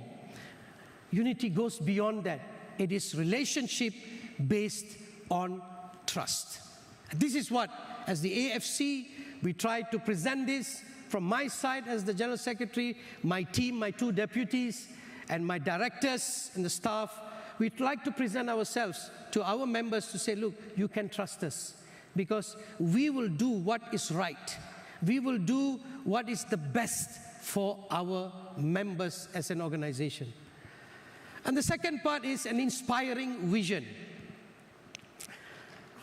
The AFC has this vision, okay? And we want to make sure as an organization to express this vision and inspire everyone. And I always tell my team, AFC does not have a team, football team. We will not be evaluated in a World Cup. It's the member associations that have the team. But the success of our member association is then the success of the AFC. Because it's the member associations, it is you that play in tournaments. It is you that play in the World Cup. It is you that participate in events. So your success becomes our success. But before that, we then as an organization provide you the vision of what we want to do. We want our Asian teams to succeed at the world stage, not once, not twice, but consistently. We want to see our Asian team consistently beating the best in the world, not in one tournament, not in 2 tournaments, but in every tournament. Because I believe that it will inspire us to deliver our purpose, honor our responsibilities, and also fulfill our objectives of shared benefits. And I mentioned earlier, your success becomes AFC's success. And the third one, motivating and supporting performance. By supporting as an AFC, by supporting through necessary guidance and resources. And we know that the many programs that we have launched, whether in development, whether in technical, refereeing, all these are geared towards motivating and supporting performance from each of our member associations. And also by paying attention and recognizing thinking and effort that both surpasses expectations, and equally that enable us to learn and improve. We are learning all the time. We at the AFC administration are always learning from the member associations, always learning from FIFA, learning from our sister confederations, how they are doing things. And as Victor mentioned earlier, the success today is good, nice to have, but then we need to move forward quickly so that our benchmarks, our threshold goes higher and higher, and we need to evolve to reach bigger successes and bigger victories in the future. So motivating and supporting performance is important for the AFC. And we try to do this as much as we can. We initiate programs, we initiate, we have reformatted our club competitions. We want to make sure that those who are running fast, we are helping them to run even faster. And for those who are walking, we want to make sure that they can start to run. And for those who are still, crawling, we want them to start walking. But that does not mean that we don't appreciate those who are running fast. We do not want those who are running fast to say, we don't want to tell them, please stop, because you need to take care. No, we can't do that. Because the top member association, the top teams are challenging the best in the world. We want them to run faster. And whatever we can do as an organization, we will do. Whether it's changing formats, whether it's more programs, whether it's raising the standards, we will continue to do that because we want to challenge the best in the world. Creating a learning culture. We all can learn from each other. Like I said, Asia is so much to learn. Diversified, amazing cultures, amazing talents in Asia, and we want to learn from each other. And as an AFC, as an organization, as an institution, our approach would be to create a learning culture. The conference is a testament to that. We bring people together, the presidents, the general secretaries, the expert speakers that we have brought from all over the world, so that we can learn from one another. It's important that we continue to learn, and we as an organization must create this culture of learning all the time.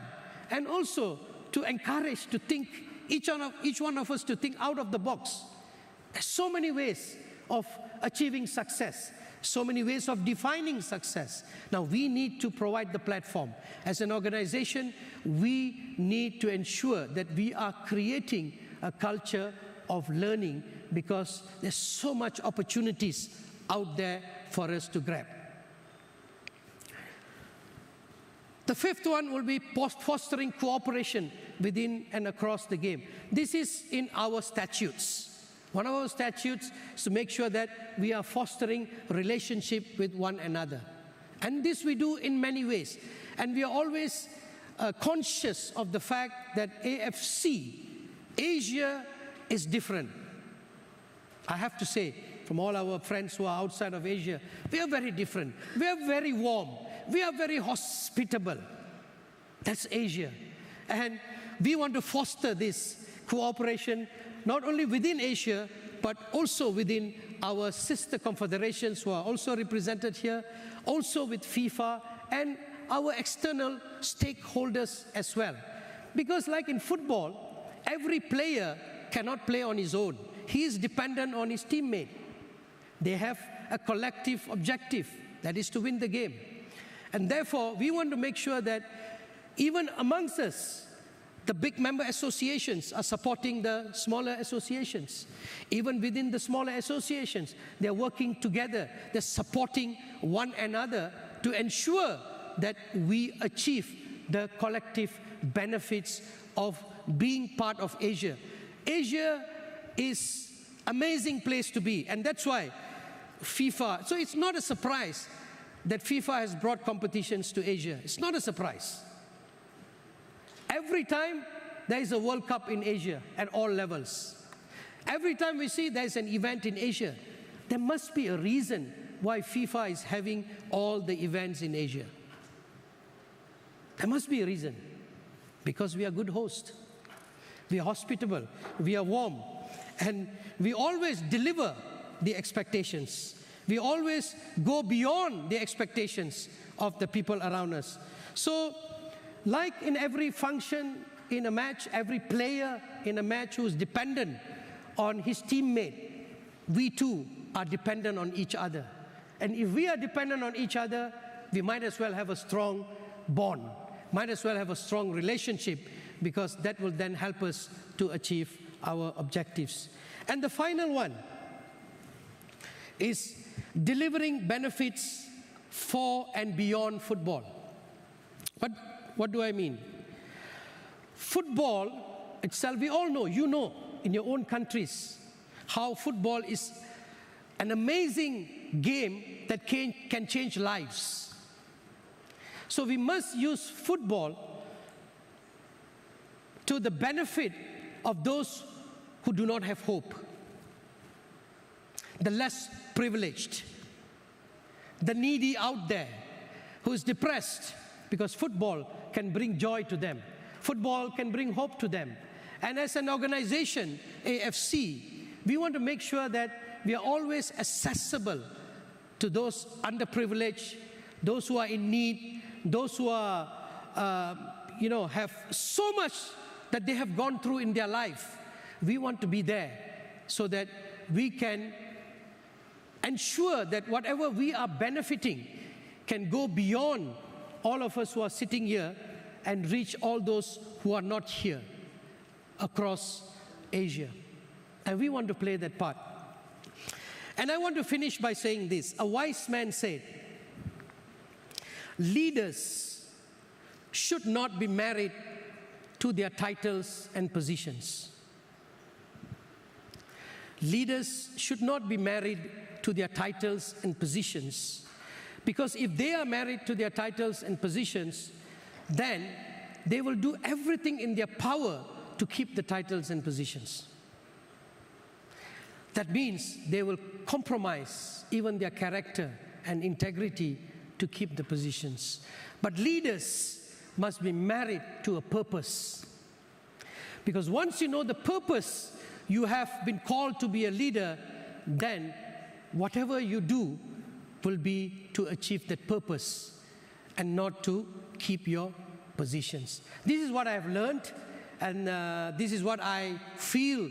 I always tell myself, I tell my staff, when the day comes to leave your position, you must not even think twice, because you have served your purpose. Thank you very much. Any questions? Thank you very much, Dr. Srivinder John, for your presentation. Now we would like to open the floor for any questions. Are there any questions from the floor? Please. Thank you. I think we should keep a mic next to me. Thank you very much, Datuk Seri, for the great presentation. I think the key word that we heard today from your presentation and Victor's is trust. And you know, I'm very proud to be a member in AFC, one of the few confederations that have sailed through the challenges in the past few years, especially through COVID. I mean, we are one of the confederations that kept our competitions alive, and we kept our activities alive. And of course, with this, there must be a great team behind this, and I know that team because we work very closely, and I have to commend you for your management style. But your team is very diverse. It's from all over the continent. So if I may ask, what could be the challenges that you face when you deal with such a diverse team, yet gain their trust and get results? I think for me, speaking for myself, I think my team, at least the people around me, I would say the main team is the two deputy directors and the directors. I would say,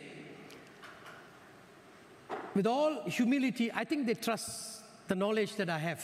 Because having been in the business for 30 over years, I think they trust the knowledge that I have, that I'm able to help them make good decisions. I don't hold on to the power, I empower them. So, and they know that. They know that, for example, this conference is totally run by the Deputy General Secretary, Wahid, and his team. They delivered this conference, not me. So if you say, come to me and say, congratulations for a good conference, thank you very much, I know I have a good team behind me to deliver. So if you can set your vision to them and say, this is what we want to achieve. We want to be a leading confederation. They all know they have to deliver the best to achieve that leading confederation vision. So as a leader, even if you have a diverse team around you, you can bring them all together with the right, showing them the right vision. So that's, I believe, they all know what is expected. They know what we want to achieve as an organization, and I just let them do the job. Thank you very much. Good question. Are there any questions from the floor? Good morning. Mongolia football. За би нэг асуулт гэхээс илүү бас санал тамирын за хоёр итгэгч маань Мандайлын хамгийн чухал асуудал нь итгэл гэдэг дээр хоёулаа ярьж байна. Гэхдээ биднэрт багийн ажиллагаагаа сэтгэл зүгээр яаж зохицуулах вэ гэдэг юм дутуу байна гэсэн ойлголт байгаа. Тэгэхээр багийн ажиллагаан дотор тамирчин байна, дасгалжуулагч байна, шүүгч байна, офис ажилчид байна.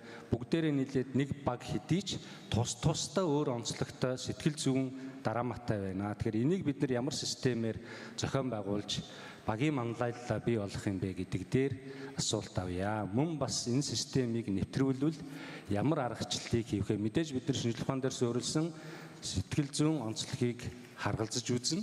Гэхдээ биднэрт нэгдсэн нэг систем юу ах юм бэ гэдэг дээр асуулт байна. So good afternoon, ladies and gentlemen, the General Secretary of the Mongolian Football Federation, Mr. Davudorch. So I totally agree with all the speakers about the trust for the teamwork and good delivery of the leadership. However, my question is, have to manage the mentality in order to have a good teamwork result. So especially in the football, the stakeholders are so diverse, such as coaches, players, and team leaders and staff. However, every aspect of the stakeholders have own diverse and unique feature. And based on the good teamwork result, of course, everyone's contribution is important, but main focus of my question is have to manage the mentality and such a relevant aspect to have the good result of the leadership of the teamwork. Thank you. Good question. How to manage mentality? Any psychologists here? I think as a leader, you need a bit of everything. You need to be a father figure. You need to be a mentor. You need to be a teacher sometimes. Sometimes you need to be a dictator. You need all these elements in the leadership so that you can deal with the different mindsets of people that you have. But what do we tell HR department? Do you hire skills and expertise, or do you hire attitude? Get the right people. That's the most important thing. When you as a leader have the opportunity to hire, to decide on your team, make sure you have that decision first. Make the right decision to hire the right people around you. That's the most important thing. The people that you believe people that will understand the goal that you have, the vision that you have, and the people that are able to be responsible enough to deliver. Now, I'm not asking you to hire all the yes men's. I always have my fights with Shin. Where's Shin? I have arguments with Wahid. But that's a healthy relationship. That's where you bring the best out of your team to come and challenge you as a leader. Doesn't mean that you need to have all yes men having the same mindset. No, they also need to be able to challenge you. You must be able to challenge them. And then we come to a good conclusion, finding solutions for whatever crisis or whatever problems that we have in place. You will not be able to achieve everything perfectly. But I think if they know what you are trying to do is for the best, I think that's already a good start to have the right people. I think it's finished. Thank you very much. And last question. Okay.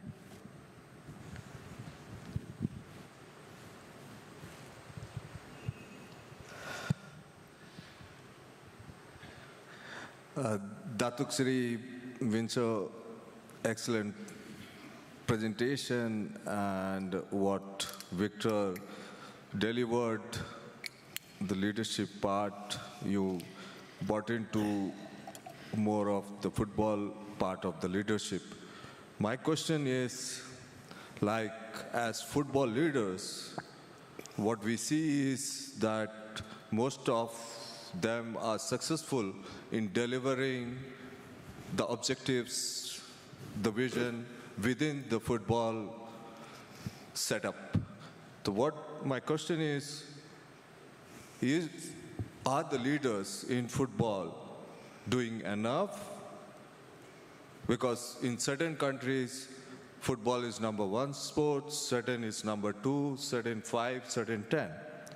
But then how, as leader in football, are able to build the trust outside the football community? What is that, the responsibility of the leader to do that, to achieve something bigger, so that to continuously we position football, as you mentioned, that football should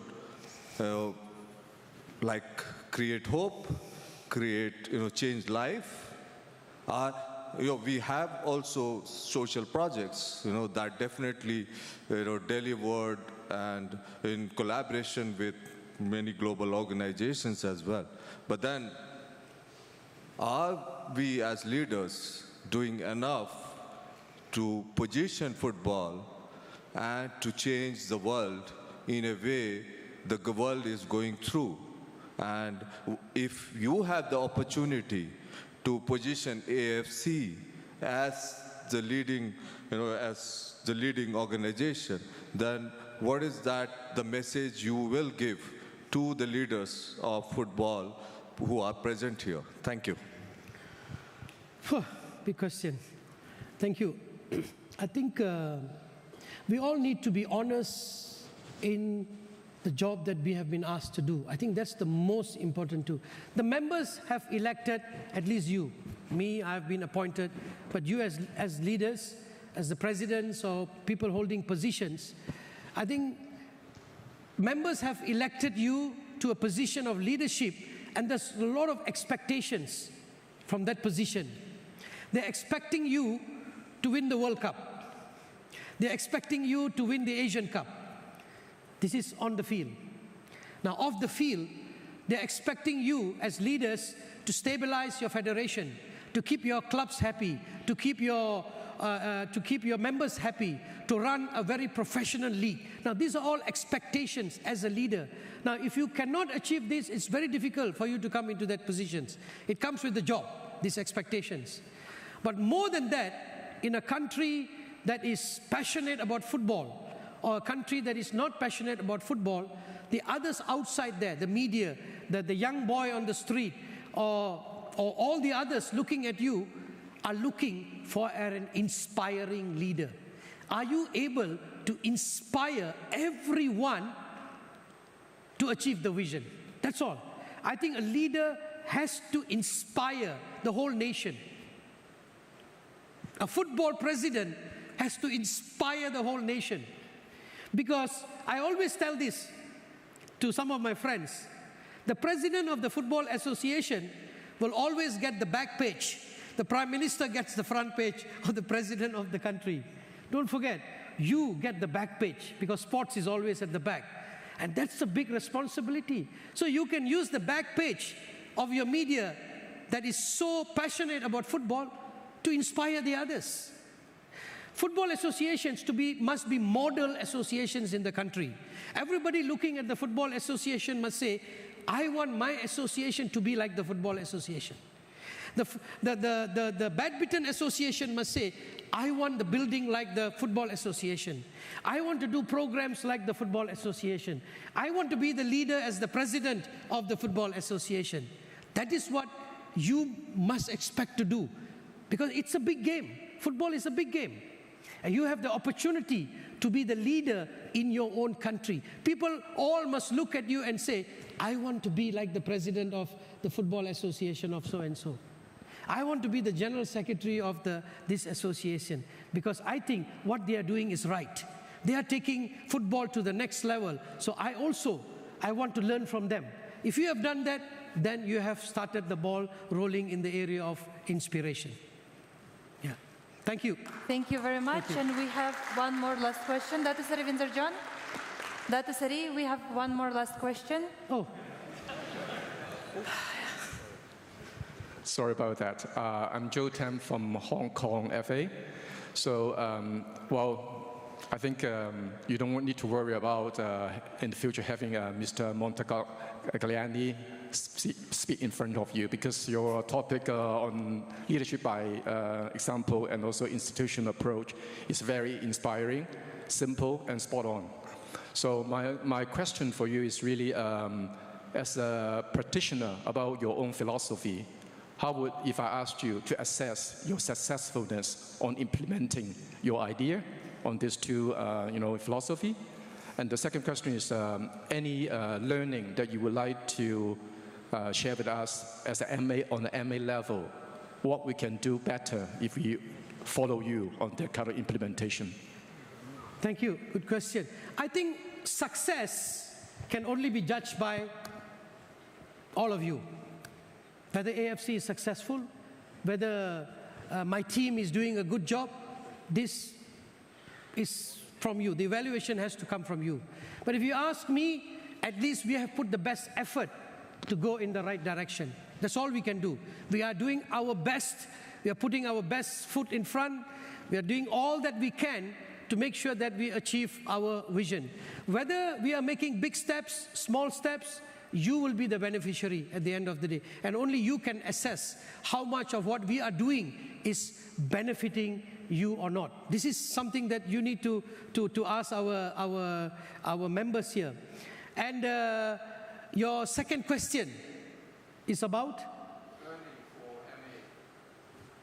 Learning. Learning. Whew, like I said, Asia is so diversified. There is so many experts in this region, from top-level member associations to medium level. You can learn from each other. We are there to help you. But as I said, what areas do you want to learn? That's very important. If you want to learn about how to run a local league, then you should look at a member association who has a strong local league. We are here to help you make that connection as well. But there's some things that we do very well. For example, we establish the coaching convention. We want to make sure that we have a high level of coach education. So we do that from the AFC side. You can learn from us, but there's a lot of learning that you can do from each other, because there's a lot of expertise in our presidents, in our general secretaries, in our member associations. Because each member association is so different and they have so much to offer that you can learn so much from them as well as from the AFC. So I would encourage you that if you are looking at a certain subject, you can always talk to us and say, who can we approach for this? We can say, okay, send your team to this association because they would be able to help you more. And don't forget, your needs are nearly the same. Your needs are nearly the same. You all want to do well in competitions. You all want to win the next match. You all want to qualify for Asian Cup. You want to qualify for the World Cup. That dream is always there, you know. And part of it is from us, and a lot of it is also from each other. And that's why we are organizing this event, not only to give you information, but also to give you the opportunity that you can learn from one another. Thank you very much. Thank you very much, Dr. Srivinder John, for valuable insights on shaping and inspiring leadership culture.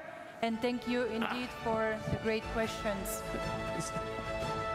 Before we move on to the next speaker, we would like to announce a 10-minute break. The conference will reconvene in 10 minutes. See you later. Thank you very much.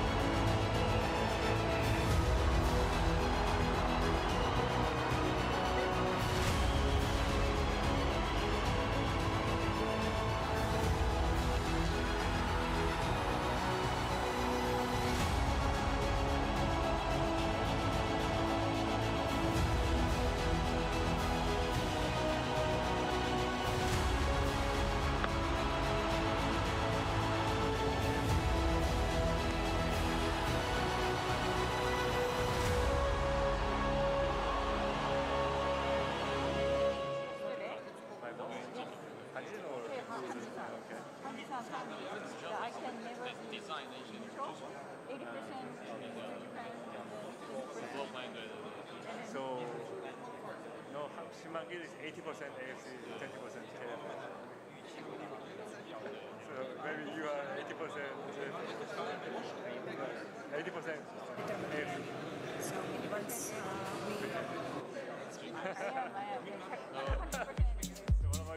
Ladies and gentlemen, please take your seats as we are about to commence the AFC Member Associations and Regional Associations Presidents and General Secretaries Conference 2023.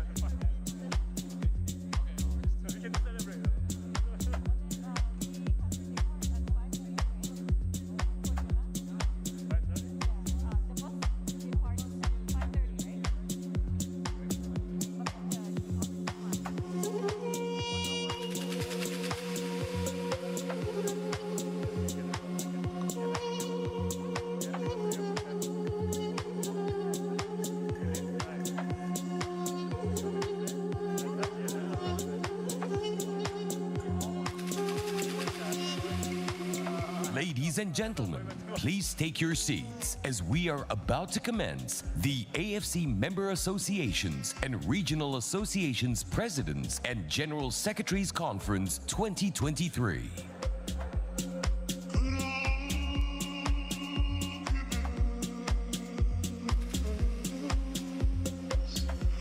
Ladies and gentlemen, we would like to invite everyone to come back to the conference hall. We will commence shortly.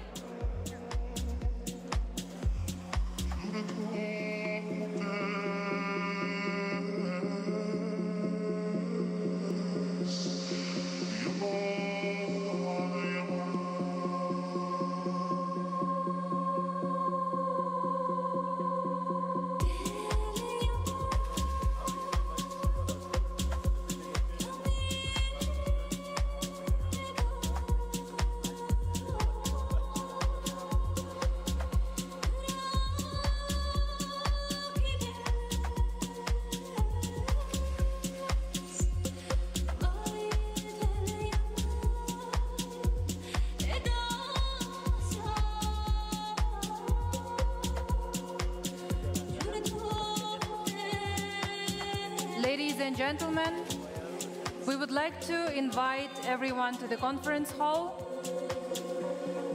Our third presentation of the day will start shortly. Thank you very much.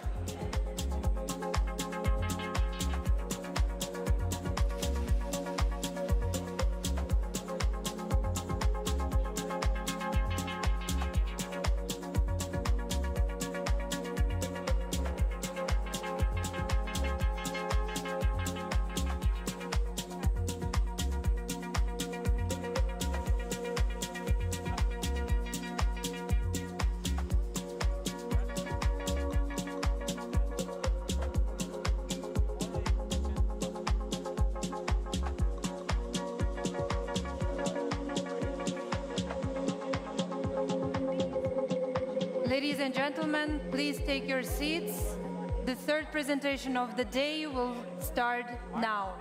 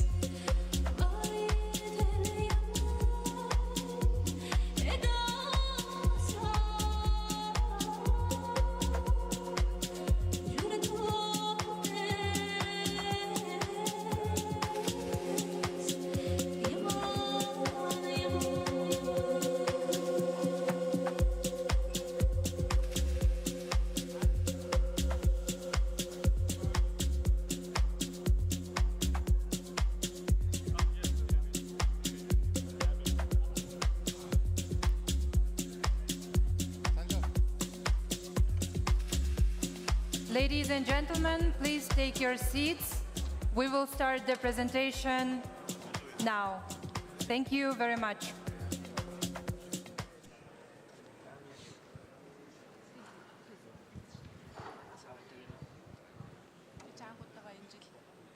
Ladies and gentlemen, welcome back.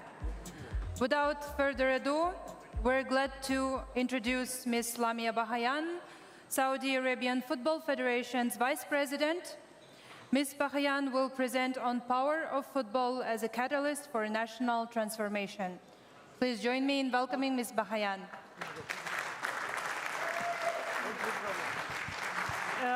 My mic is working well, right? All right. So, good afternoon, ladies and gentlemen. First of all, allow me to thank the AFC for this kind invitation. I am truly honored and grateful to be here between the leaders of football in Asia. So, to start, I'm going to reintroduce myself for those who don't know me. My name is Lamia Bahayan, and I am the Vice President of the Saudi Arabian Football Federation. Now, allow me to start this presentation by this powerful, inspirational quote from our Crown Prince Mohammed bin Salman, when he said, "Sport has the power to change lives within the kingdom." Our visionary leader truly believes in the power of sport and the impact it can have on our society. It is a true, powerful vehicle to lead through a social transformation. Through a vision that is very ambitious, and it's impacting the country as a whole, including sports. A 360 ambition to enhance the lives of Saudis, from a vibrant society to economic growth. But what's important about this vision is it is focusing on sports. It is very committed to increase the participation of sports and enhancing and encouraging a healthy lifestyle for the Saudis under the umbrella of Quality of Life program. Now, proudly, we are becoming the fastest growing nation in the world of sports. And we thank football for that. And no wonder, because we are a football nation. If you go to the streets in Saudi and you ask anyone on the streets, what's your favorite sport? Man or a woman, girl or a boy, they will tell you football. In Saudi, we don't consider football to be part of our lives, but we consider it to be part of our DNA. And what helps also that we are a very young population. 70% is below the age of 35. So with that young population, this is how much important sport is and how we can use it for a social transformation. Now, let's talk numbers. With the unlimited support and in light of the vision, we are witnessing a social transformation when it comes to women's recent participation in sports. Labor participation rate was 25% in 2019, and now it stands at 40%. And what's important in this slide, females in managerial roles, women in leadership position, it was 9% 2019, and now it is up to 20%. So this shows that Saudi is working towards an inclusive, a diverse society where it can harness the talent of all of their citizens. And we are advancing at every level. The empowerment has reflected positively on women's representation in the regional and global stage. Hundreds of medals are being won by Saudi sportswomen. We have now more than 37 female national teams, while in 2015, we had none. Female sports participation went up 150%. So I just want to add to this slide that we are very proud of our football women national team because they have added to these contributions and to those medals and numbers. Going on next. So that's only faces, but I'm going to introduce you to these powerful women. With this empowerment that we are having, numbers of leaders and role models are emerging through several sports in Saudi Arabia. When you look at these powerful women, each and every one of them has a story, an inspiring story to tell. Each and every one of them made an impact on society.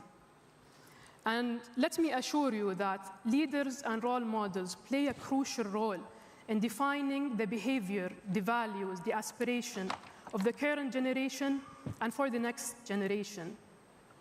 Their actions and values are serving as an inspiration, demonstrating the importance of leadership, sportsmanship, and using one's platform for a positive change. Now, I'm going to introduce you to a couple of these women because they all share one thing. They have football background. They were ex-footballers. We have Adwa Al-Arifi, who you might know is the assistant of the Minister of Sport. She was a footballer. We have Rasha Al-Khamis. She is the Vice President of the Boxing Federation. She was a footballer. Ali Al-Rashid, head of women's football in the Federation, obviously a footballer, and myself, also an ex-footballer. So this shows that through football, you don't only educate and empower. Through football, you can build leaders.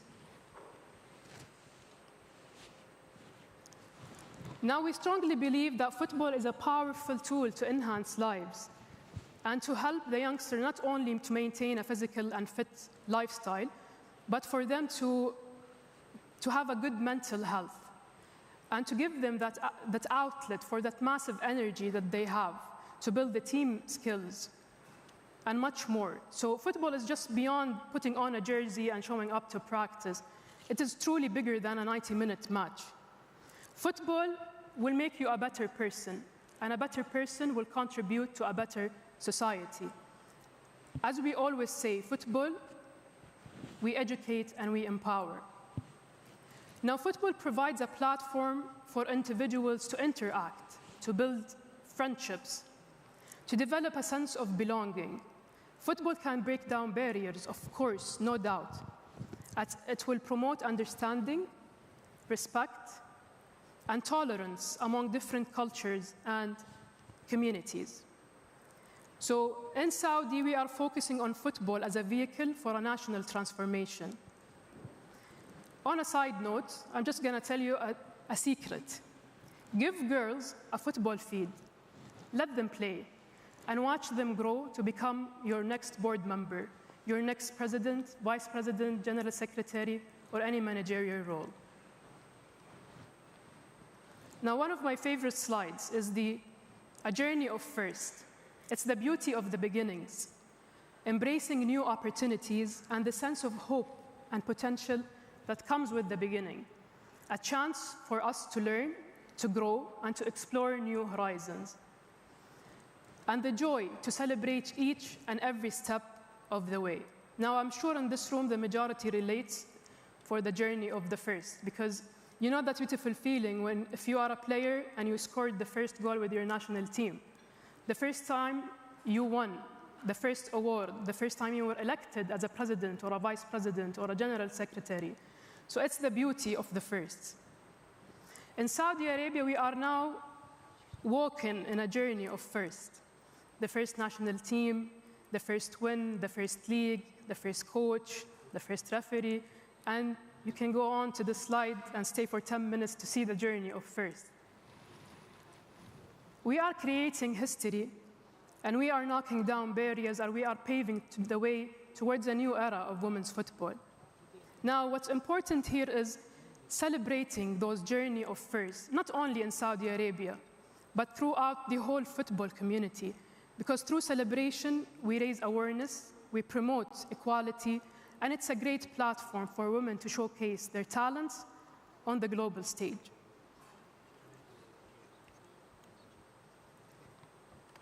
Now, again, with the numbers and percentages, we have launched our strategy, and we have made women's football a main pillar in that strategy. And with the great support from our leadership and under the 2030 vision, women's football is going through a massive, massive growth since we established a dedicated department in 2019. So all of these numbers you can see, this is from 2021 till 2023. Now, there is a star beside the players' number because our league is still, the registration is still open, and we are expecting more and more players to join the league. As for the clubs, we were 16 in 2021, while we are now with 38 clubs registered under the federation.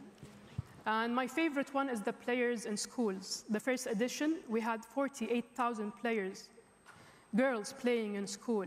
And it is not official yet, but the second season, we are nearly having 70,000 girls playing in school, registered to play in school. So this is a 40% growth. Now it's a beautiful journey. I'm pretty sure it is a very well-designed slide, very clean and neat, very simple.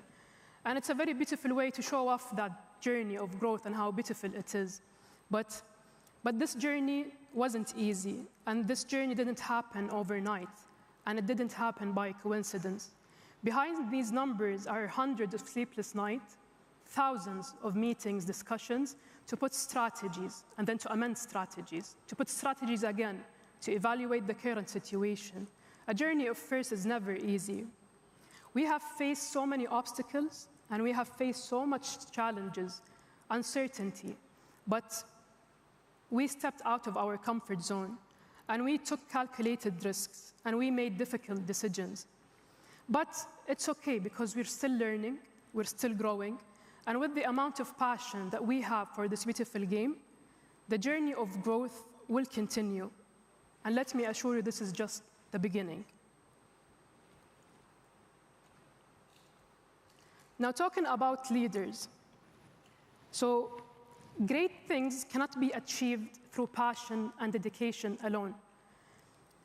Passion will keep you moving. Passion is the thing that fires within you every time you wake up in the morning and you say, yes, I want to go there and pursue my dream. This is passion. And let me assure you that dedication also ensures consistency, but this is not enough. In a journey of success, in a journey of first, in a journey that is very long, full of challenges, you will have to have a support system. You have to have access to mentors, to leaders, role models. It is a must. Without the support of these leaders, Prince Abdulaziz, the Minister of Sport, and our President, Mr. Yasser Al-Mashhel, and our GS, Ibrahim Al-Qasim, these numbers, these achievements would have just stayed as dreams. They are inspiring us every day, and they are actually pushing us to dream and encourage us to dream. And once we dream and put a plan, they come to us and say, we dare you to dream bigger. And they don't only say it, they prove it, they work with us, they mentor us, and they guide us. And whenever we are in doubt, they are always there for us. And this is true leadership. So from a personal perspective, as a leader, as a role model, I know I have a sense of responsibility that a lot of people are looking up to me. And they consider me as a leader and a role model. But I am also a human. And I have my days where I feel down, where I lack some energy, where I feel uncertain. And this is why it's important to have those leaders with you, to surround yourself with people who will refuel you with the passion, will guide you through the way. Because me, myself, Lamia, as a leader, inspiring a generation, I can't do it on my own. I need access to mentors and leaders, and these men are the best example of leadership. Now, my presentation is a little bit short, but I hope it's sending a good message. And I want to conclude by saying this. We are a room full of leaders, and we are the leaders of today. But what about finding the leaders of tomorrow? In the Saudi Arabian Football Federation, we are positive, 100%, that the leaders of tomorrow are right now playing football in schools, are right now putting on a jersey to go to practice, and right now putting the captain badge and ready to sing the national anthem. Through football, you build leaders, and football can help shape those individuals. And through those leaders, it's the only way that you can ensure a national transformation in your country.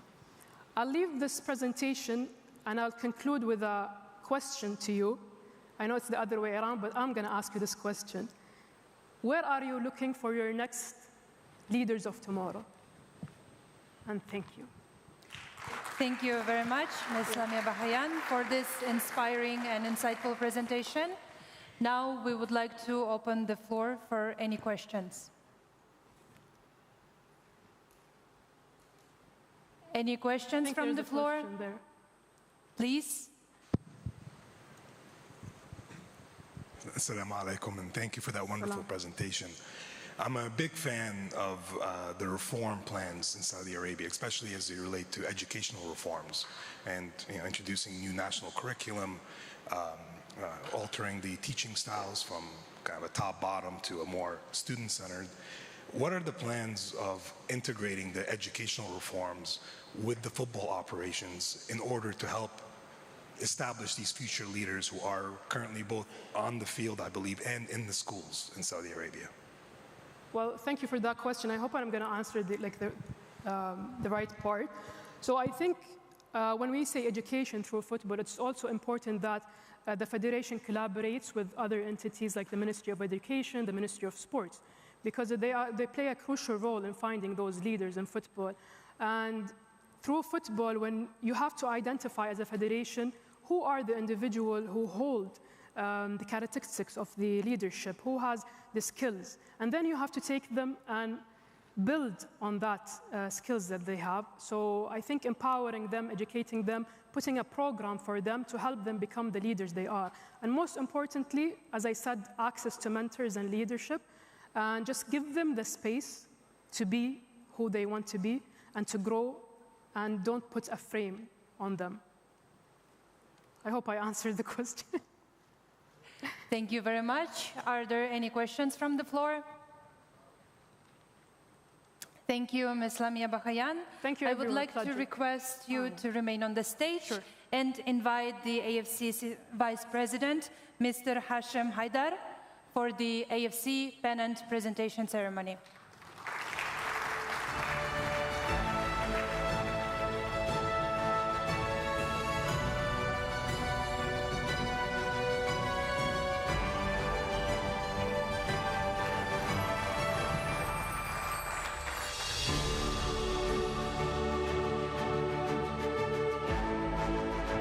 Thank you, Mr. Hashem Haidar and Ms. Lamia Bahayan. You may take your seat. We appreciate your contribution to the first part of today's program. Now we would like to invite everyone for lunch at Nomad Restaurant. The second half will resume at 2 p.m. sharp. Thank you so much. Enjoy your lunch.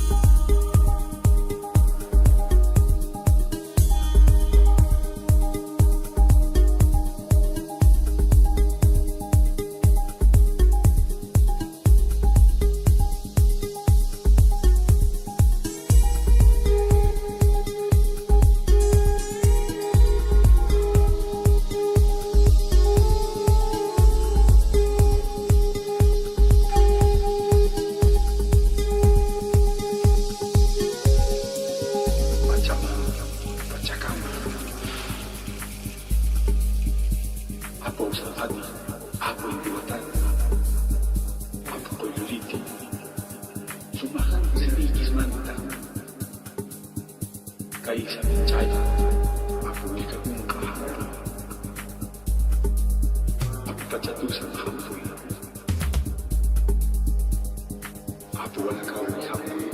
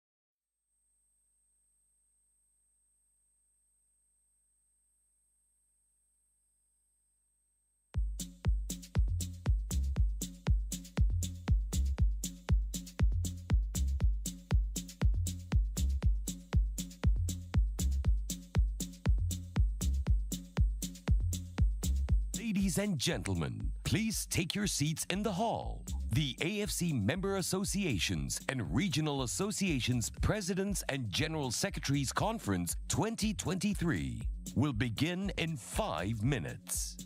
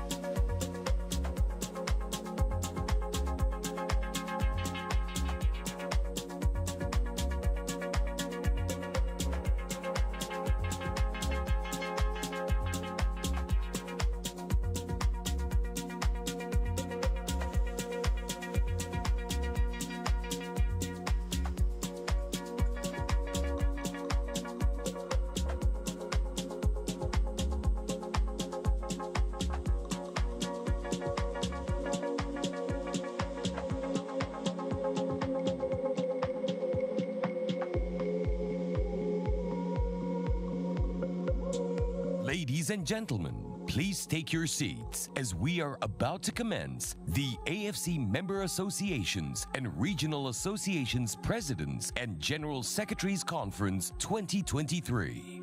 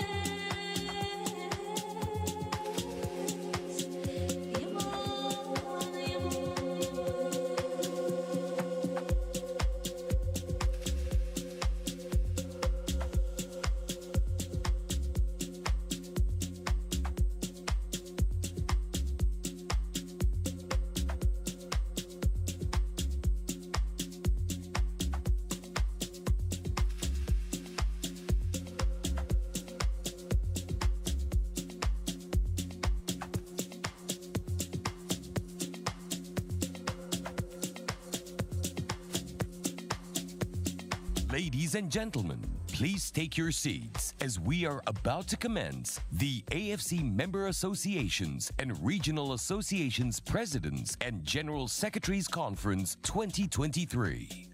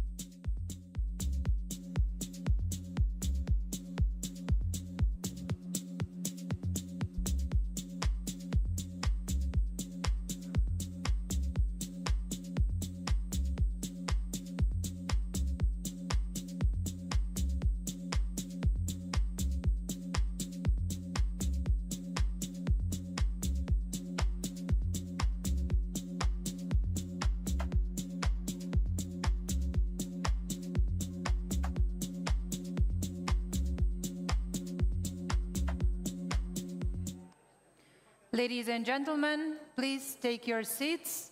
We will commence the second part of today's session shortly.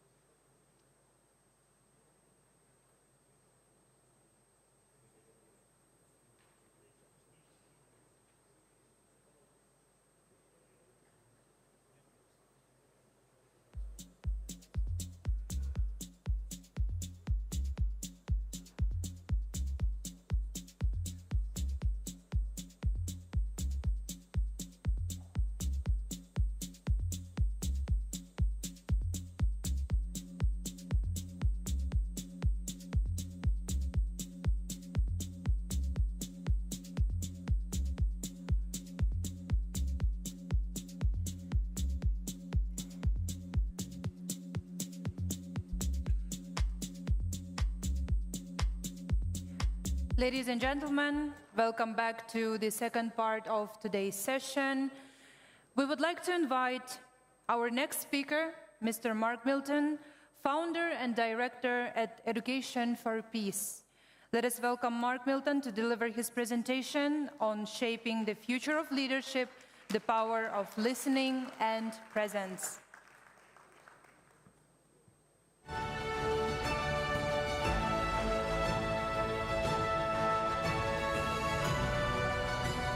Good afternoon. Saying that it's a pleasure to be here would be very little word. It's an honor to be with all of you and to have this opportunity to share with you about listening. I think that what we heard this morning couldn't be, for me, a better opening to tell you why listening is important. I think I've saved 10 minutes in my talk because I don't have to tell you why listening is important. All our guests this morning were so eloquent about this. So talking just after lunch isn't the easiest, right? And of course, we are all had a good lunch and we're digesting. And I found it interesting that I'm speaking just after lunch because this session is about listening and presence. And actually, I'm wondering, what is your level of presence now? Because I know for me, and I think it's for all of us, once we've had lunch, depending, how much lunch we've had or how we're feeling, our presence can be more or less focused up there. And what's interesting is to know that actually the quality of our presence, the way we can observe how present we are, is to sense how available we are to listen to others. But not to those we agree with. How available are we to listen to those we don't agree with, those who have other opinions? So it's a great way for us to, as leaders, for you to see, well, how anchored am I in my presence right now? And the barometer I invite you to have a look is, how available am I right now to go and listen to somebody I don't agree with? So, shaping the future of leadership. Why shaping the future of leadership? Because you actually, by being here and having this conference, are shaping the future of leadership. I must say I'm really actually touched and inspired by what I heard this morning. Hearing at this level of leadership, talking about such values, about, of course, integrity, but also about our number one focus is our team. These are such powerful messages for leaders, and I think for tomorrow leaders. As it was said also by several, our capacity to listen as a leader is actually going to be a number one skill in the future of leadership. And the great news is that we can learn how to listen. And we don't need to be a psychologist. I've been doing this work for 30 years, and I'll tell you a bit afterwards about it. But I can tell you that even 10 years ago, talking about listening as a leader was like, this is the world of psychology. I'm not a psychologist. I worked a lot with coaches, even sports coaches, 10 years ago, 15 years ago, would say, but this is not our job. We're here to coach, to motivate, to have people go forward. But actually, this topic we are talking about is about communication skills. And as human beings, as high-level leaders like you are, enhancing our communication skills is important. And I love the fact that this morning, several messages were given saying, we have to improve constantly. We can learn constantly. And that's true also about us, our skills. So this is what I'm going to be talking to you about. But I'm not just going to be talking. It would be quite paradoxical that I just talk to you about listening, right? So I'm going to also listen to you, so you're going to have an opportunity to talk. But actually, I'm going to also invite you to talk together. And I want to first put a setting to give you some insight, some input, and give you a few hints of how we can learn differently, especially in challenging situations. So, the power of listening and presence. I was thinking, when I was preparing this moment together, that actually there are different levels of leadership. Of course, what we're hearing, and you may have heard this morning, there's different levels. One, of course, is leadership, how we are interacting with the people who we work with. And are we listening to them? Are we present? Do they have space to share their point of views? There's also another level, which I will talk about a little bit later, which is about, as a high-level leader, you are also listening to your ecosystem. You're working in an ecosystem, and the fascinating thing I want to share with you today is I want you to experience that when we are able to really genuinely listen to somebody, and again, especially somebody with who we disagree with, we develop a skill, a way of being, which actually enhances our way of listening to the ecosystem. So it's interdependent. And I hope that what I'm going to share with you now will give clarity, because I can understand just saying this. You may understand it intellectually, but I would like you to get a sense of it. So while preparing, I was thinking there's another level of leadership as well, which you are all concerned about, and that's football's leadership in the world. I personally believe that football has a major responsibility in the world. And I think what was shared this morning made it clear of how you are role models. And role models not just in football, but all the other sports. I also believe politics. Which parties, politicians can talk about values like we're talking about, can talk about integrity, can talk about caring for others. So I believe that football has a major role. And while preparing again, I was thinking, which are the leaders which I remember of who are not with us anymore? And I thought in my frame of reference, in my world, I was thinking of people like Gandhi, people like Martin Luther King, Mother Teresa, Mandela. And I was thinking, why do we remember of them? And I think that we remember of them because they were powerful leaders, but they were also compassionate people. They could listen really well to others. And again, they were not just good listeners to those of their party or they're working with. They could show respectful listening to those with whom they disagreed. And this is a skill. And today, what we're going to do together, I hope you end this moment together where you're going to feel that you have maybe some insights of how next time, because you know that there's going to be a next time you speak with something challenging, that you maybe have some more tools for you to be able to deal with such situations. So here's somebody I thought of who you probably recognize. And I want to read with you what he said, because I think, and you probably have all heard this, but I want to just read it just to remember this together before we start. He said that sports has the power to change the world. It has the power to inspire.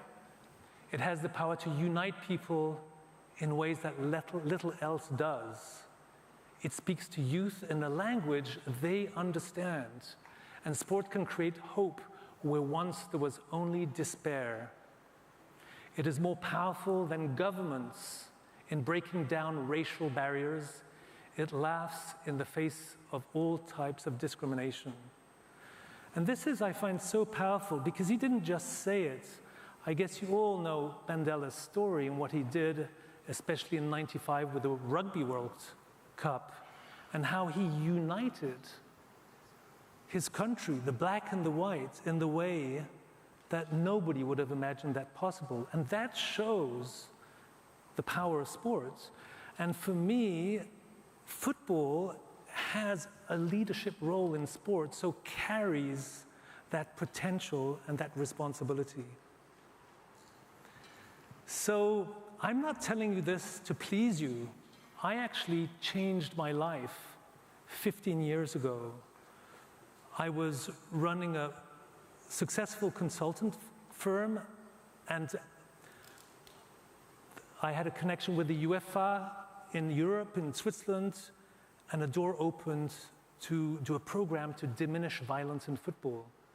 And I started with them a program called Master of Your Emotions. So this topic I'm talking with you today started 15 years ago, which makes it very moving and inspiring for me to be talking with you today about this. I want to say just a couple of things about Mandela.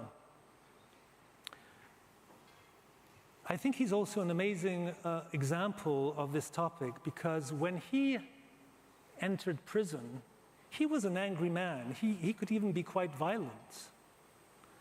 And he came out 27 years later as a pacified leader. And I imagine many of you have seen the film Invictus, which I highly recommend, which is just amazing. You can see how, well, actually, it's not in the film Invictus that you see this. It's in the part I'm going to say afterwards. But he really learned how to connect with his opponents. And those who put him in jail, the Afrikaners, he knew the name of all his cell keepers. He knew the name of their family members. He read their literature. He read the poems, Invictus. And I think this is a great example of how we can pacify ourselves inside, and that actually peace starts inside. We can't offer more peace outside than we're offering to ourselves. And that's the same as a federation as well. The other thing is that when he became president of South Africa, and this is clear in the film Invictus, he actually brought those qualities, those human qualities of being able to be genuinely interested in somebody else into his governance.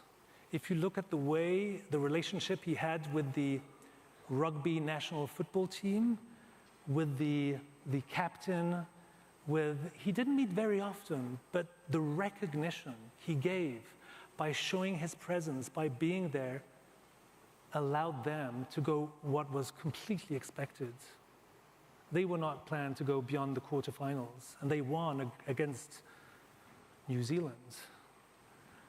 But also, the fact that he could see that this World Cup was going to be the opportunity to unite his country was a capacity to read the ecosystem, to listen to the ecosystem. And I believe what I said at the beginning, the more compassion we give and listening and caring to people around us, the more as a leader we develop our capacity to listen and see this ecosystem. So, it's a virtuous circle. So, I'm going to share with you, I'm going to ask you afterwards to sit next to somebody, and you're going to be able to listen to somebody. I'm going to give you some insight. But before that, I would like to share a few things with you. And I want to tell you a few words about where I come from, mainly to share with you some listening experiences. So 30 years ago, I had the amazing opportunity to become a volunteer listener in a suicide prevention hotline. So for 1 year, I trained to listen to people in distress. It's in practically every country of the world, you have these free 24/7 hotlines where you can call with anonymous, because that's where you can really be yourself. And there's over 100,000 volunteers in the world doing this for free. It's an amazing organization. And I learned how to listen to people in distress. But not only that, I realized that when I went home with my wife, my sons, but my children, it changed my way of being with people. It started to allow me to develop an awareness of where am I when I'm listening? Am I actually really with the other person? Or am I maybe more with my own ideas and thoughts? These times when we listen to people, and even though we're listening to them, we're already thinking about what we're going to answer to them, right? That happens to all of us. And that's an awareness we can develop, because we can't be always listening to people, but we can develop the awareness of the quality of our presence and the listening we're offering. So that really impacted my life, so much that actually 2 years later, I was in the business environment and I left, and I became director in Switzerland of this Swiss organization. And I trained for 10 years volunteers to listen, from 18 years old to over 70. So I know everybody can learn how to listen. And I was very fortunate on the road, sorry, I'm going the wrong way. There's there's 3 international federations in the world who hold these centers. And I was very humbled to become the president of the International Federation of Telephone Emergencies for 10 years. And this was, over 20 years ago. I was a young man, and I felt very honored and at the same time a bit nervous to become president of a federation like that. And I want to share with you a story of my first meeting, where I had 26 people around the table representing 26 countries. And I started the meeting by just reminding a bit of my presidential program that I had to prepare to be elected. And starting the meeting, I reminded a few words of that. And I asked everybody to express themselves. I wanted to hear each federation, what was their vision, what was their aspiration, their needs. And when they finished, and it took some time, 26 is a lot of people, but what did I observe? I observed that over half of the people who expressed themselves, they actually referred to things I had said. And that gave me a major insight, which was, as president, it's very important sometimes to only say what we have to say at the end. Because obviously, as a president, you have huge impact. People listen to you, they are inspired by you, and they want to go in your direction. If you want to hear people in a very genuine way, let's let them first express themselves so they can say really what's important for them and then give our point of view. Of course, sometimes we have to give it first. But the other thing which inspired me, and it was mentioned this morning, it really brought me back to what's my role. And that gave me the insight, I'm here to serve. I'm here to serve, and that's why I want to first listen to them and then compose with them. So that was a very insightful experience. And in 2002, I created this foundation called Education for Peace, which is a non-for-profit Swiss foundation with a very easy aim. And that was the insight of becoming a volunteer listener. My dream was that I think every children in the world should be able to learn how to listen when they're at school. I thought if I would have learned how to listen when I was at school, it would have changed my relationship to education. And the beautiful thing is that 20 years later, today, there are millions of children in the world who are learning about emotions, listening, insights in schools. So this topic we're talking about is something that's spreading in the world, and the new generations are learning about it. So as I mentioned, 5 years later in 2007, we actually partnered with the UEFA to create this program and left the school environment to work in football. So since 2008, this work has been essentially in the football environment. Together, the two organizations organized the very first forum on the theme of emotional health in 2007, and the UEFA actually sponsored the event, which was really a fantastic step to go into the field of emotions. And I'll just finish by mentioning that at the same time, which was 12 years ago, we created a movement called Spirit of Humanity in Iceland, where we bring leaders together like you.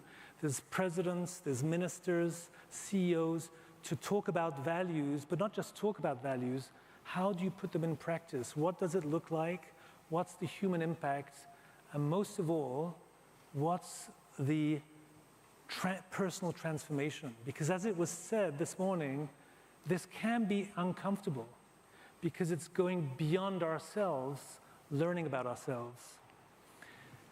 So here are a few insights I'd like to give you before we enter this space where I'm going to ask you to listen to each other. Why is listening so important for a leader? So, as I said, I probably wouldn't have to answer this because of this morning, but I do want to give a few insights. One, getting attention and being heard is probably one of the most important things for a president, for a general secretary, for all managers. Being heard is it's key for you. And the reality is we listen better to good listeners. In other words, by enhancing your listening, you will be more listened to. And I just want to say something now. I'm not here as a guru telling you what listening is about. I've been teaching listening for 30 years, but I'm still learning. I'm still a learner, and I'm still learning every day. So this is something I'm sharing with you, and I'm sure there's lots of experience here around listening. The other thing is that we need to know our partners and our opponents. What does a coach do with his players before a big match? They want to know their opponents. They look at the matches. It's the same. We need to know our opponents. We need to know, and listening is the way we get to know. But the beautiful thing is that we also talk easier to good listeners. So we don't just listen better to good listeners, but we talk better to good listeners. And a little anecdote, which I think you may refer to, because as presidents and general secretaries, of course you have huge impact. And when you meet people, people are wondering, how can I bring what I have to say? How can I share? Because, let's say it, for many people, you're impressive. But you want people to be genuine, don't you? I had the fortune to work with Zinedine Zidane. He actually was a big insight for me in 2006 when he did his headbutt at the World Cup, because I thought this is an amazing opportunity to bring self-awareness into football. Because if he can lose it, we can all lose it. Hopefully not by headbutts, but just, we all have potential violence in us.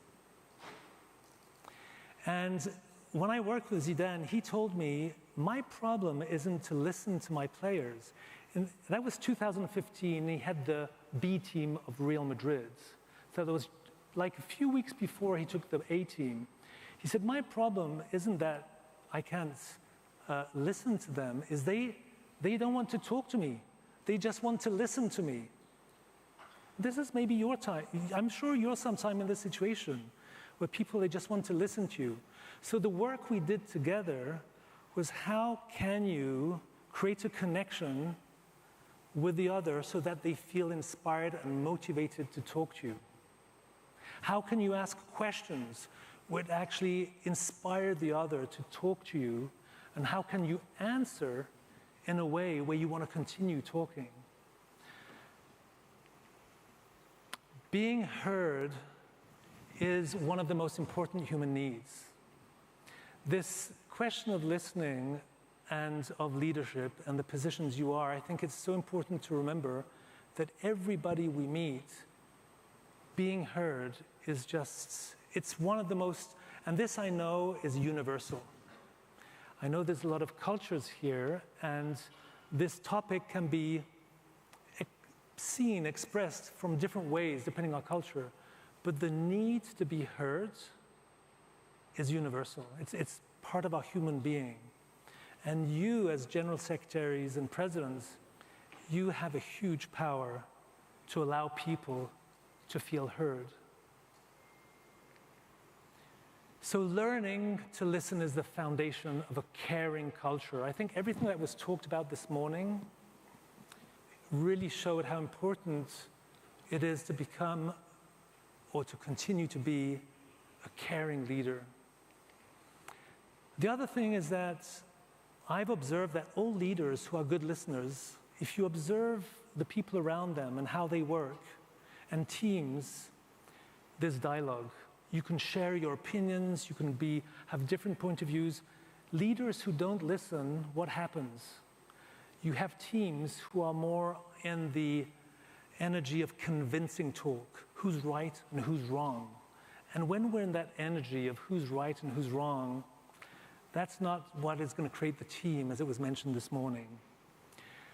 So I'm happy that this morning it was also talked about self-awareness. Because what I've learned is that actually we can't listen to others better than we can listen to ourselves. So we are our tools. And we have to learn how to listen to ourselves. And that's why this field we're talking about is about self-awareness. And again, I really want to enhance, this is not necessarily about psychology. This is, the field of self-awareness in the last 20 years has just exploded.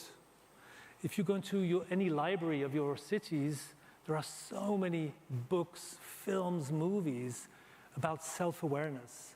And that's the journey of the future as leaders. It's to every day get to learn more about ourselves, which was also mentioned this morning, to not settle into our comfort zone. We can learn every day more about ourselves, about others, and about life. So just a few words about self-awareness. Self-awareness is the beginning, it's the gateway. Actually, self-awareness is the entry door to enhancing our listening and presence. And from self-awareness, we can enter a space which is about relational awareness.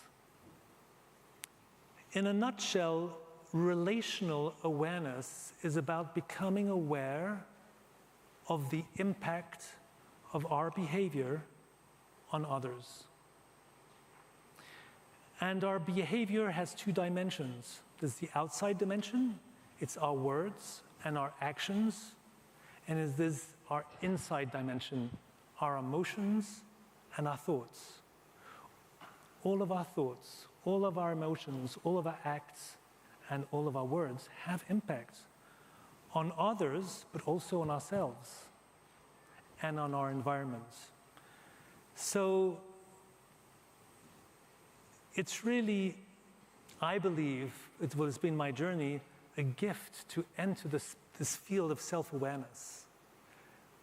And if we enter there, it's like learning how to listen, we will learn until our last breath, because it's never ending, because life is movement. So to finish, before inviting you to this exercise, this experience we're going to live together, I want to share with you what I have identified as the two biggest obstacles to listening. And the first one is that we can get confused between understanding somebody and agreeing with somebody. Just think of these moments when you were listening to people with who you disagreed.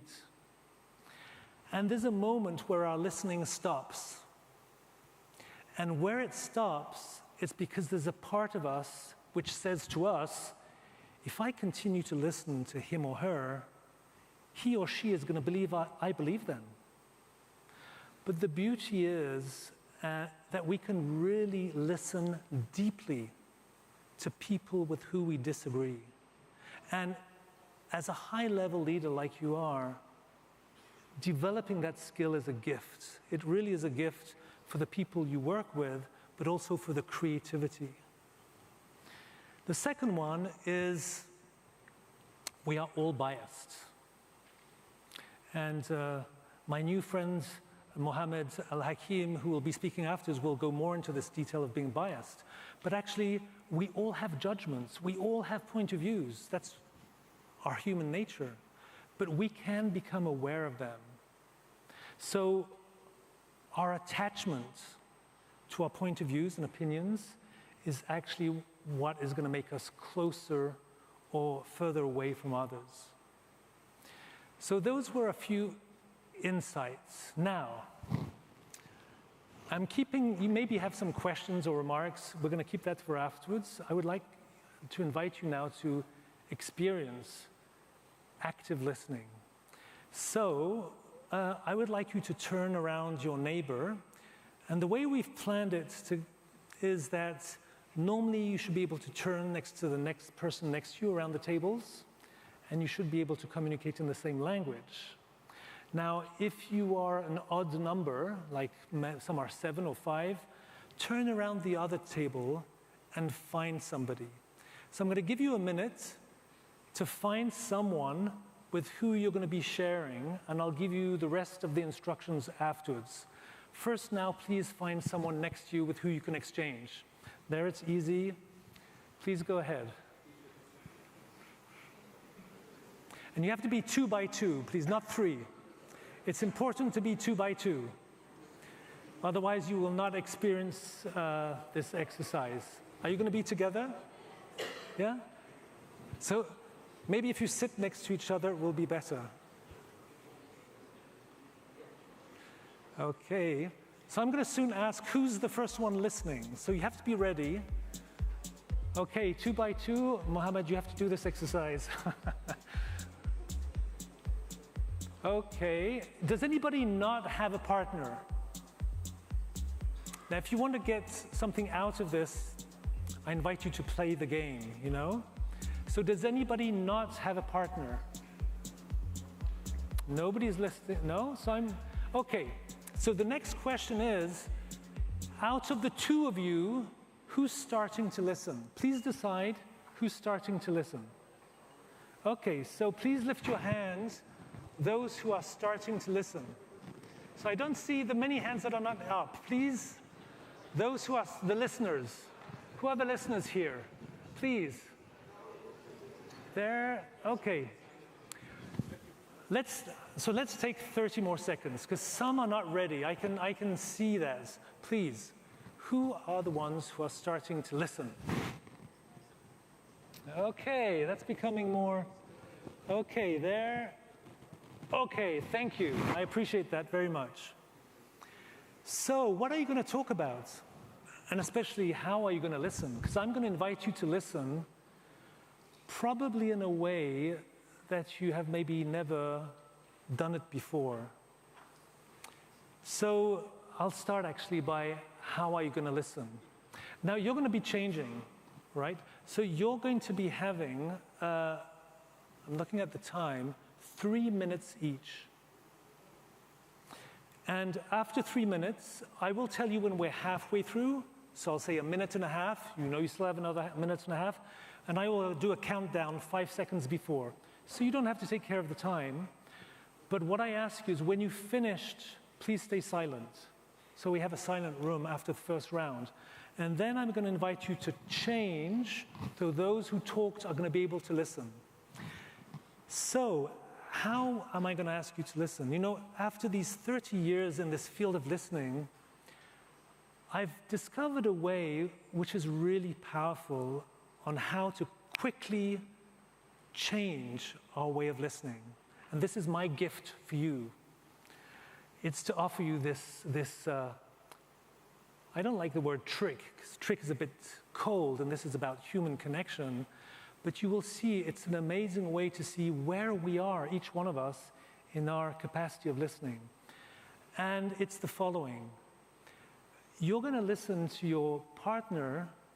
There's only one thing I'm asking you not to do. Never give your opinion. And that's not easy. You never give your point of view. You never give your opinion. You don't say, oh, me too. Or you don't say, that's great. Saying that's great, it's an opinion. You are going to be like an interviewer who really wants to know more. You just want to know more about your partner. So you're going to ask questions to them to know more about them. And be careful not to ask these questions where we sometimes try to pass a message. But did you think of that? You know, we ask an inductive question.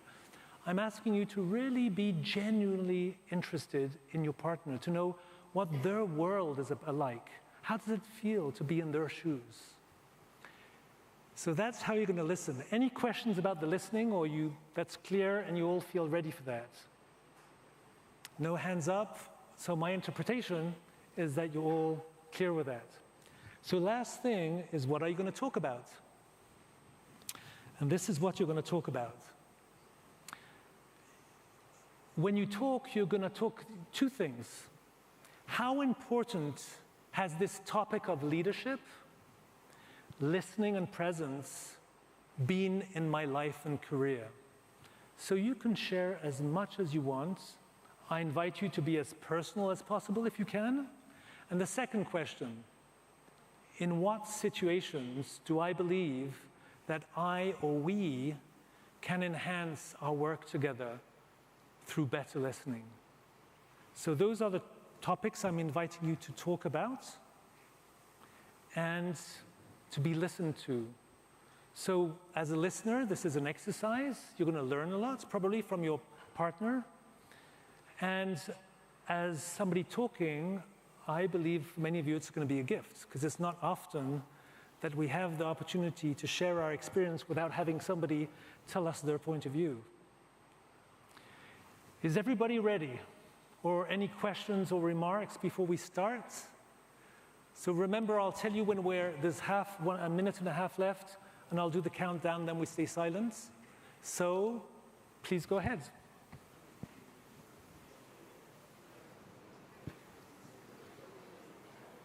Okay.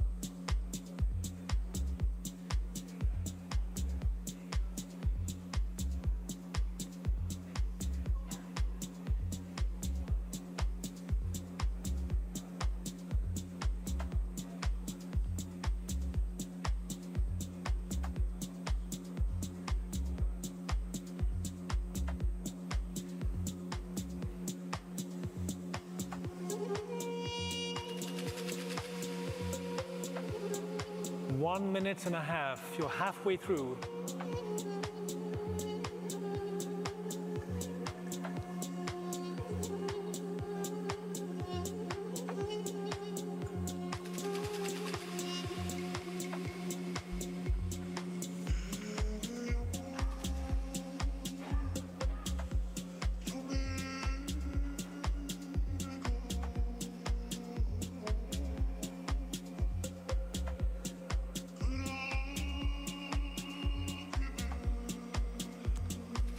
Okay, 5, 4, 3, 2, 1, 0. Thank you. Wow, we can be an orchestra together. It can be like an orchestra.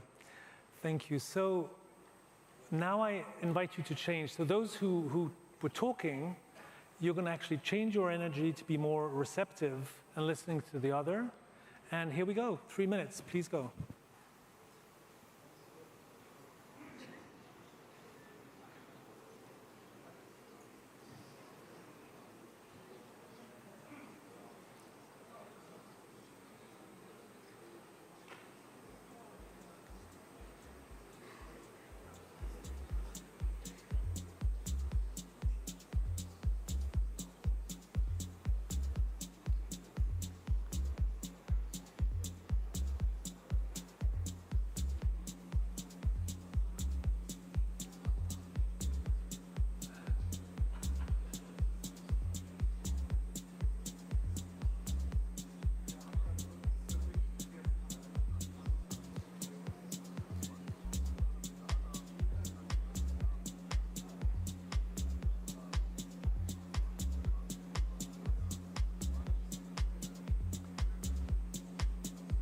Okay, you're halfway through, another minute and a half.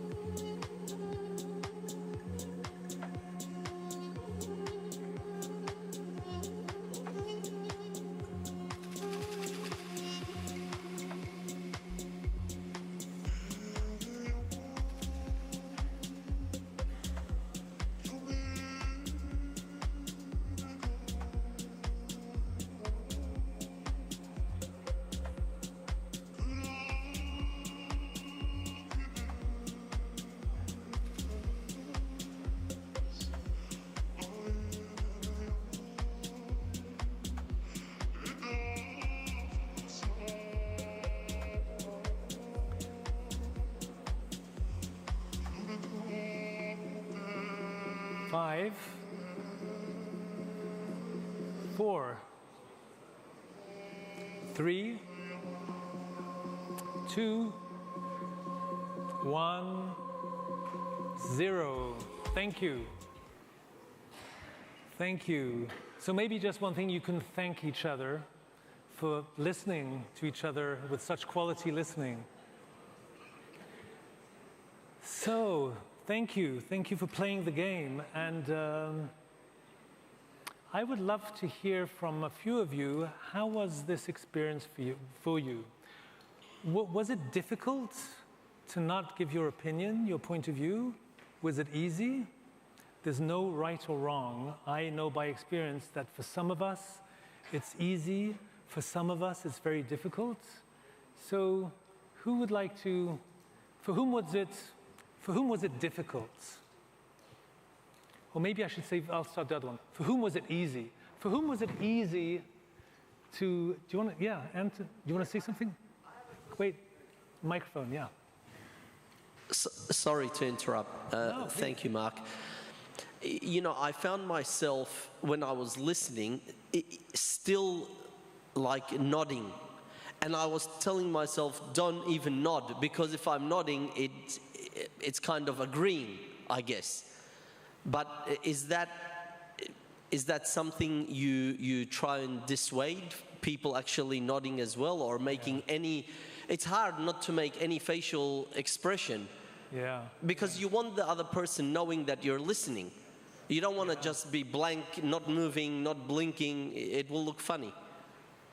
Thank you. I love your question, because actually it shows that when we start to bring that awareness, we actually even are aware that indeed just nodding, we are communicating something, right?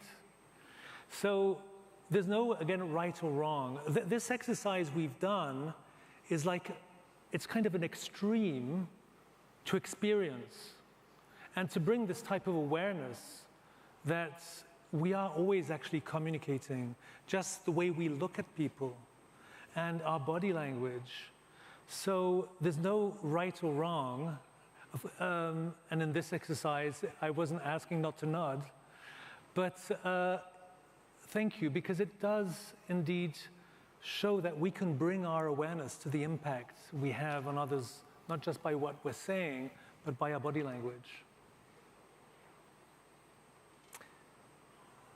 Are there any other, I'd love to hear if there are any comments. Thank you, yeah, please. Well, good afternoon, everyone. So when I was on the listening end, I actually noticed as well that it was an effort to hold back sharing opinion. Yeah. Like even agreeing or saying, or wanting to follow up the question with, or follow up the explanation or the talk with a follow-up question to know which directs. Rather than him directing it towards me, I would be redirecting it, so I had to stay quiet. So it was really noticeable that you just try to really not share an opinion is going to be a different experience completely, because maybe you deviate the message that he's trying to share with you by driving it through a question to a different direction. So it's quite interesting seeing that. Thank you. Thank you very much for your comment and your sharing your experience, because it requires humility to say I'm a lousy listener. And I'm very grateful for that, because the reality is that, even when we're a good listener, there are many moments when we're not a good listener. So our quality of presence and listening fluctuates. And I love what you're sharing, because it highlights that as leaders, you give a drive. You give a direction. And it was heard this morning, many people count on you to give this direction and this drive. And that allows me to share that even though you are leaders giving a direction and a drive, it doesn't stop you from taking times where you can just listen to people. And you probably, I hope, experienced it, how good it feels when somebody is just there to care about what we experience and live and not give our point of view. So this is not what I'm sharing. It's not a default mode, but this is the way we should always be. And again, as high-level leaders, you're often required to give the drive. And I really appreciated what Datuk Seri said to us this morning when he said that with his teams, when there are moments things are going in different directions, it's for him to bring back the direction, the leads. But I don't know if you heard, he said something very important. He didn't say, it's for me to come and say what my vision is. He said, it's for me to come back and ask questions, which leads us back to our vision. And that's very different as a leader. So thanks for your remark and question, because that allowed me to say that. Thanks. Who else? Please, the gentleman. Thank you so much. You know, I don't know if we had a competition on who's one of the worst listeners, I'd probably be in the top 10. Because you had especially mentioned that there are situations where people just wait for you to speak first. Because in a lot of ways, maybe they value your ideas and your views, or maybe they don't want to be conflicting with what you have to say. Yeah. So they wait for you to start speaking. Yeah. And I've tried a lot of times to actually say, no, I need to be a good listener. But then the silence goes on for a little bit longer than, you know, what you would feel normal. So then again, I start speaking.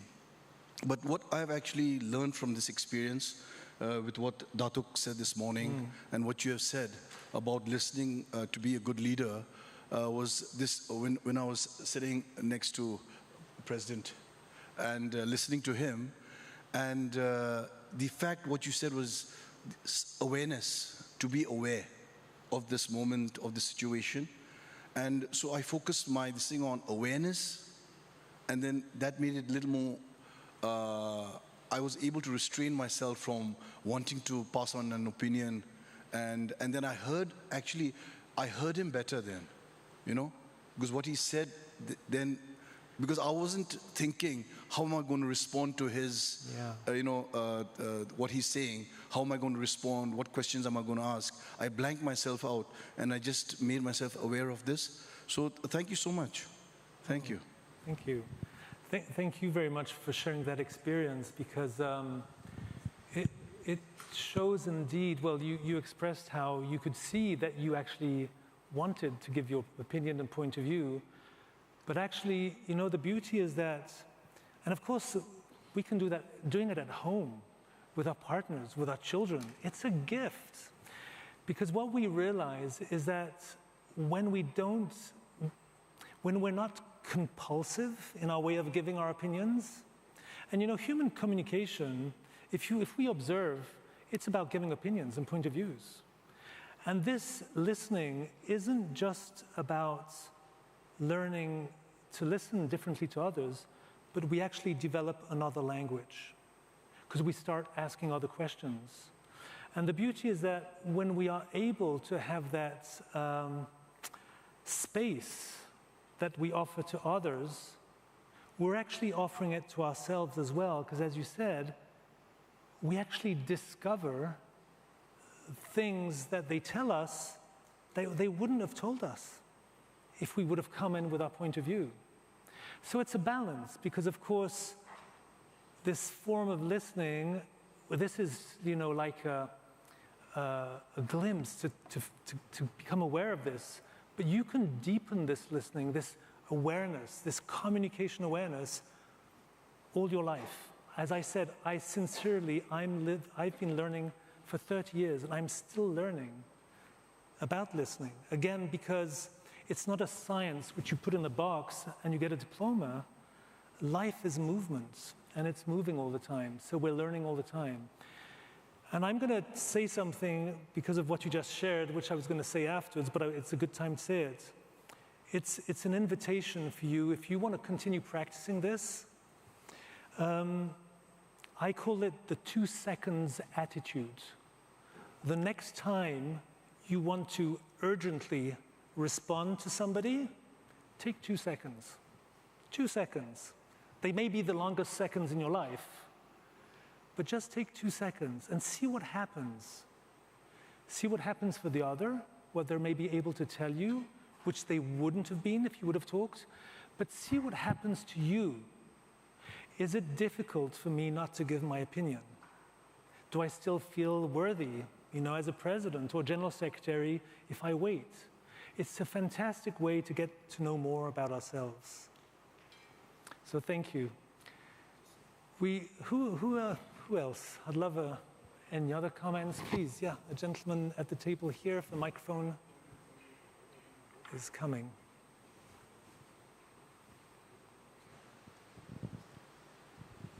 Well, thank you for the nice speech or presentation. Really, I like it, and it is very important for all of us as a leader is listening. And I want to ask you one question: is for me, I see the managing the listening, or how to pair the pain of listening, because sometimes, especially with your opponent, or there is a disagreement situations, is how to manage. Not to react quickly or to give misjudgment, So what we call it, how to manage the bearing the pain of listening. I think I'm just going to make sure I understood well that you're wondering actually when you're in situations when you're disagreeing with people, how actually to not react and to still stay in relation with the other. Is that correct? And maintaining the right, keep listening to them to the end. How to keep listening, thank you. So, as I mentioned before, what we can practice is listening to people with who we disagree. So it's really, we each of us have our level of tolerance, about listening to people with who we disagree. And it can be different from one day to another, and one moment for another. So I would say the first thing is the intention. And just the fact that you're asking the question shows your intention, that you would actually like to stay more connected, maybe a bit longer with people with who you're disagreeing or who are sharing opinions and point of views which are maybe challenging for you or stimulating. So I would say the first thing I would invite, as I said, is coming back to your intention. You know that you have that intention to widen your space and capacity to listen a bit longer. I think intention is really, and it's beautiful that this morning it was talked about also, it's really always coming back to our core intention in terms of the values. And behind that intention you have, you're probably nourishing important values for you, which maybe have to do with integrity or respect. And if you reconnect to that intention, my experience is that we regain some energy, And then the question is, usually when we have reached our limits, I said it before, is that there's a part of us that believes that if we continue to listen to them, something will happen, which we don't want, right? So my invitation is to take care of that part of you who believes that, and through the energy of your intention to say, I just want to extend an experience so that you can experience that listening longer than you think is possible to people with who you disagree. There's no danger. Actually, it brings more connection. But there's understanding intellectually, and this is about experience. So you have to offer yourself the space to live this experience. That next time you say to yourself, I'm going to try and go a bit further and listen a little bit more than I usually do, and see how it feels for you. Is that helpful? Great, thanks. Gentleman here.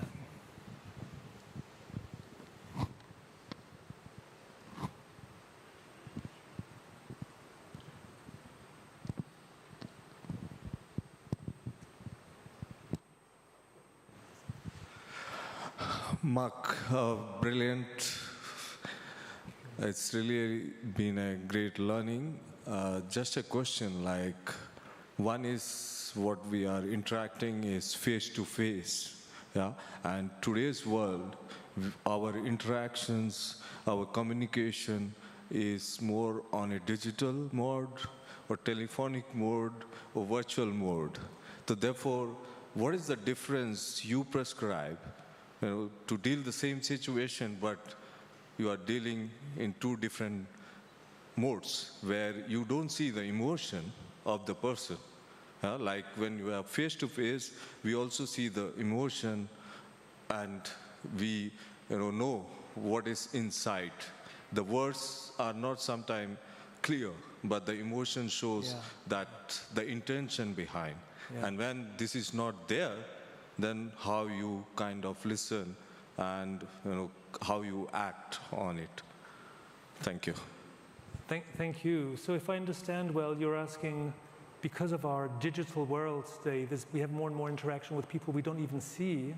But when you see somebody, you can at least see the emotions and how do we deal with that? So thanks. I think it's a wonderful question because, as I said, I learned 30 years ago to listen to people on the phone. Today there's chat and many other things. But we used to say that on the phone, you could even hear somebody move their eyebrows. And so we can indeed develop our listening skills even when we're not seeing the people. So it's really about, first of all, again, the intention of wanting to know not just what the other person is saying intellectually, because we can understand easily by writing or just words what the person is saying intellectually. But this thing is about going deeper, which is more about empathy and to sense. So the way we can go in that direction is by the questions we ask.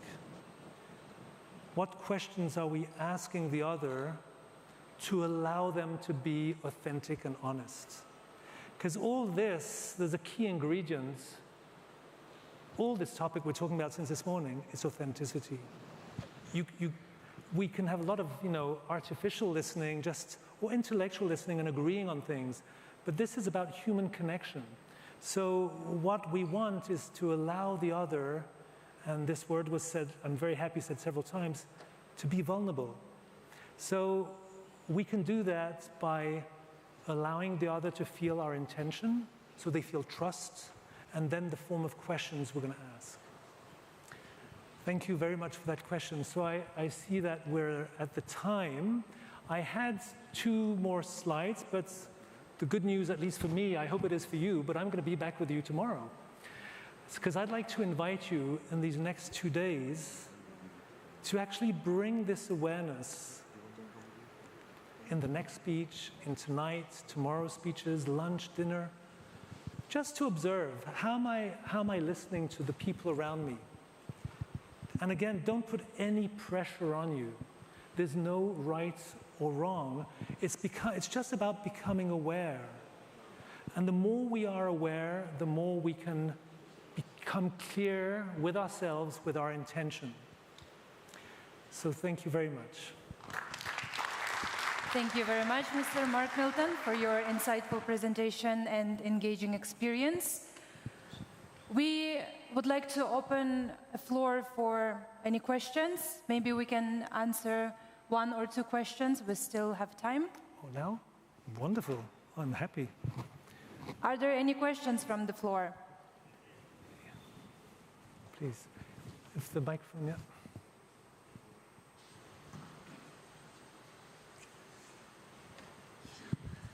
Thanks for sharing a lot of things that actually you talk about the listening, there's a life and career.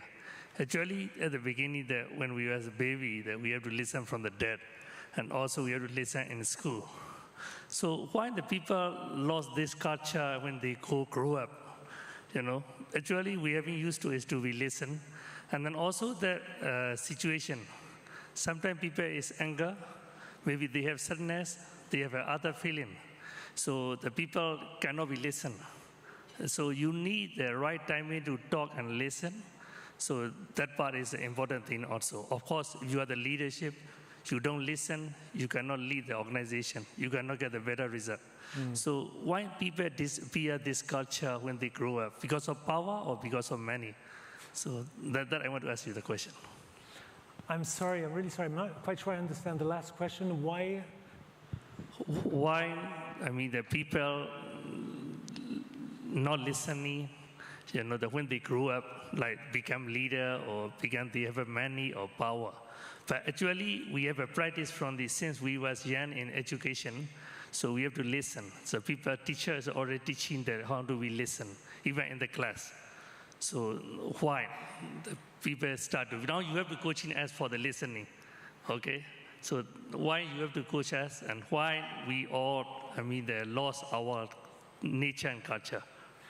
So why are people not listening? Yeah, why? That's a big question. Why are people not listening? Maybe I can answer from another perspective, which should answer this the question, which is when we are listened to.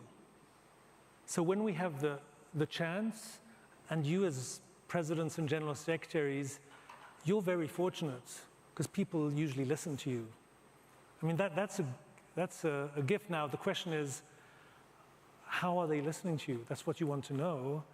But when we are fortunate to be listened to, we usually are compelled to listen to others. So I would say, in my experience, usually when people are not listening, it's that they are not heard. So when we are with people who don't listen, the best way to change the situation is to listen to them. Because at one moment, they will want to listen to you. But this is a deep subject you're bringing up, because unfortunately, we live in a world where there is little listening. And that's why really I believe you as leaders, you have so much to bring to the world, because if other leaders can see how you are listening to people, it's going to be inspiring for leadership. And so maybe, thanks to your question, remember each time you're with somebody who's not listening. And I'm just thinking, you know, as president or general secretary, it mustn't happen very often. Usually you get high respect and people listen to you. But again, the question, are they really listening to you? Or are they listening but already prepared to the answer, as it was said, they're going to give? But if we genuinely listen to somebody, it's contagious. My experience is that it is contagious because it offers a space we are not often used to. And again, especially in your level of leadership, because things have to go fast often and decisions have to take. So if you can from time to time offer this slow down and offer this space, you will see that you are actually able to get, you actually have the potential to create better listeners. The more you're going to listen to other people, the more you're going to allow people to better listen. So thanks very much for your question. Thank you very much, Mr. Mark Milton. You may take your seat. Thank you.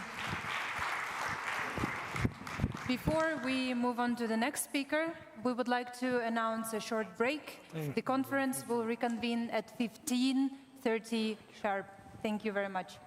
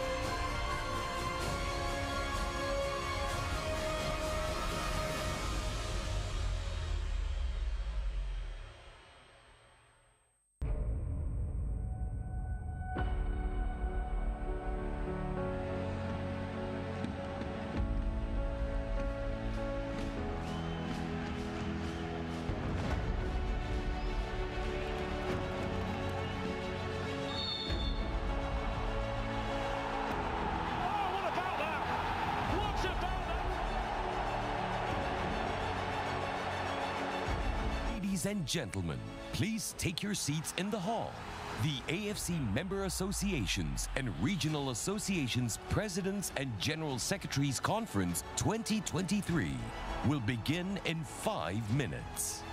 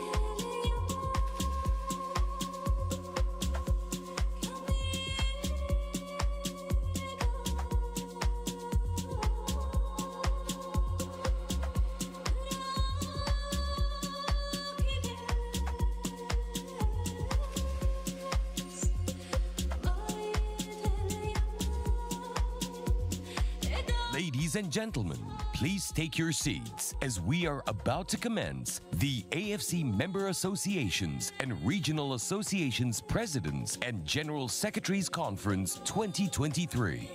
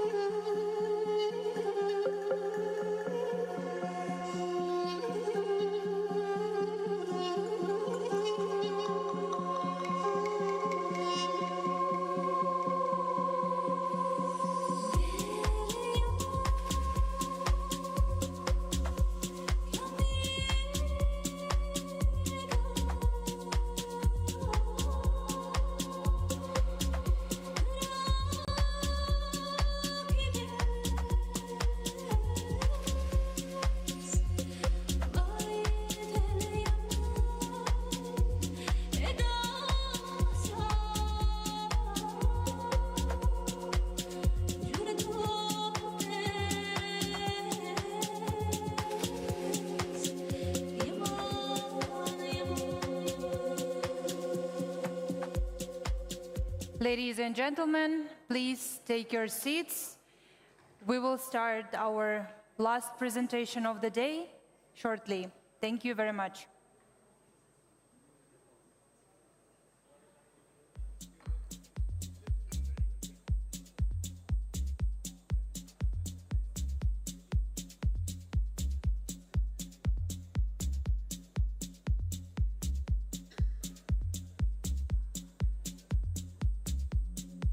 Ladies and gentlemen, welcome back once again. Now we would like to invite our last speaker of the day, Dr. Muhammad Al-Hakim, PhD, advisor and consultant, who will continue speaking on shaping the future of leadership, but will focus on leadership ethics and integrity.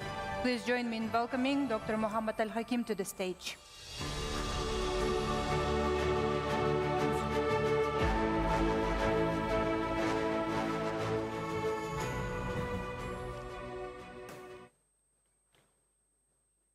Assalamu alaikum and hello and good afternoon to everybody here in attendance. It's a pleasure to be here. I want to begin by thanking the UFA for their generous hosting, the AFC and FIFA, and perhaps most importantly to the staff that's working behind this wonderful scene to make sure that we can all be here and enjoy ourselves.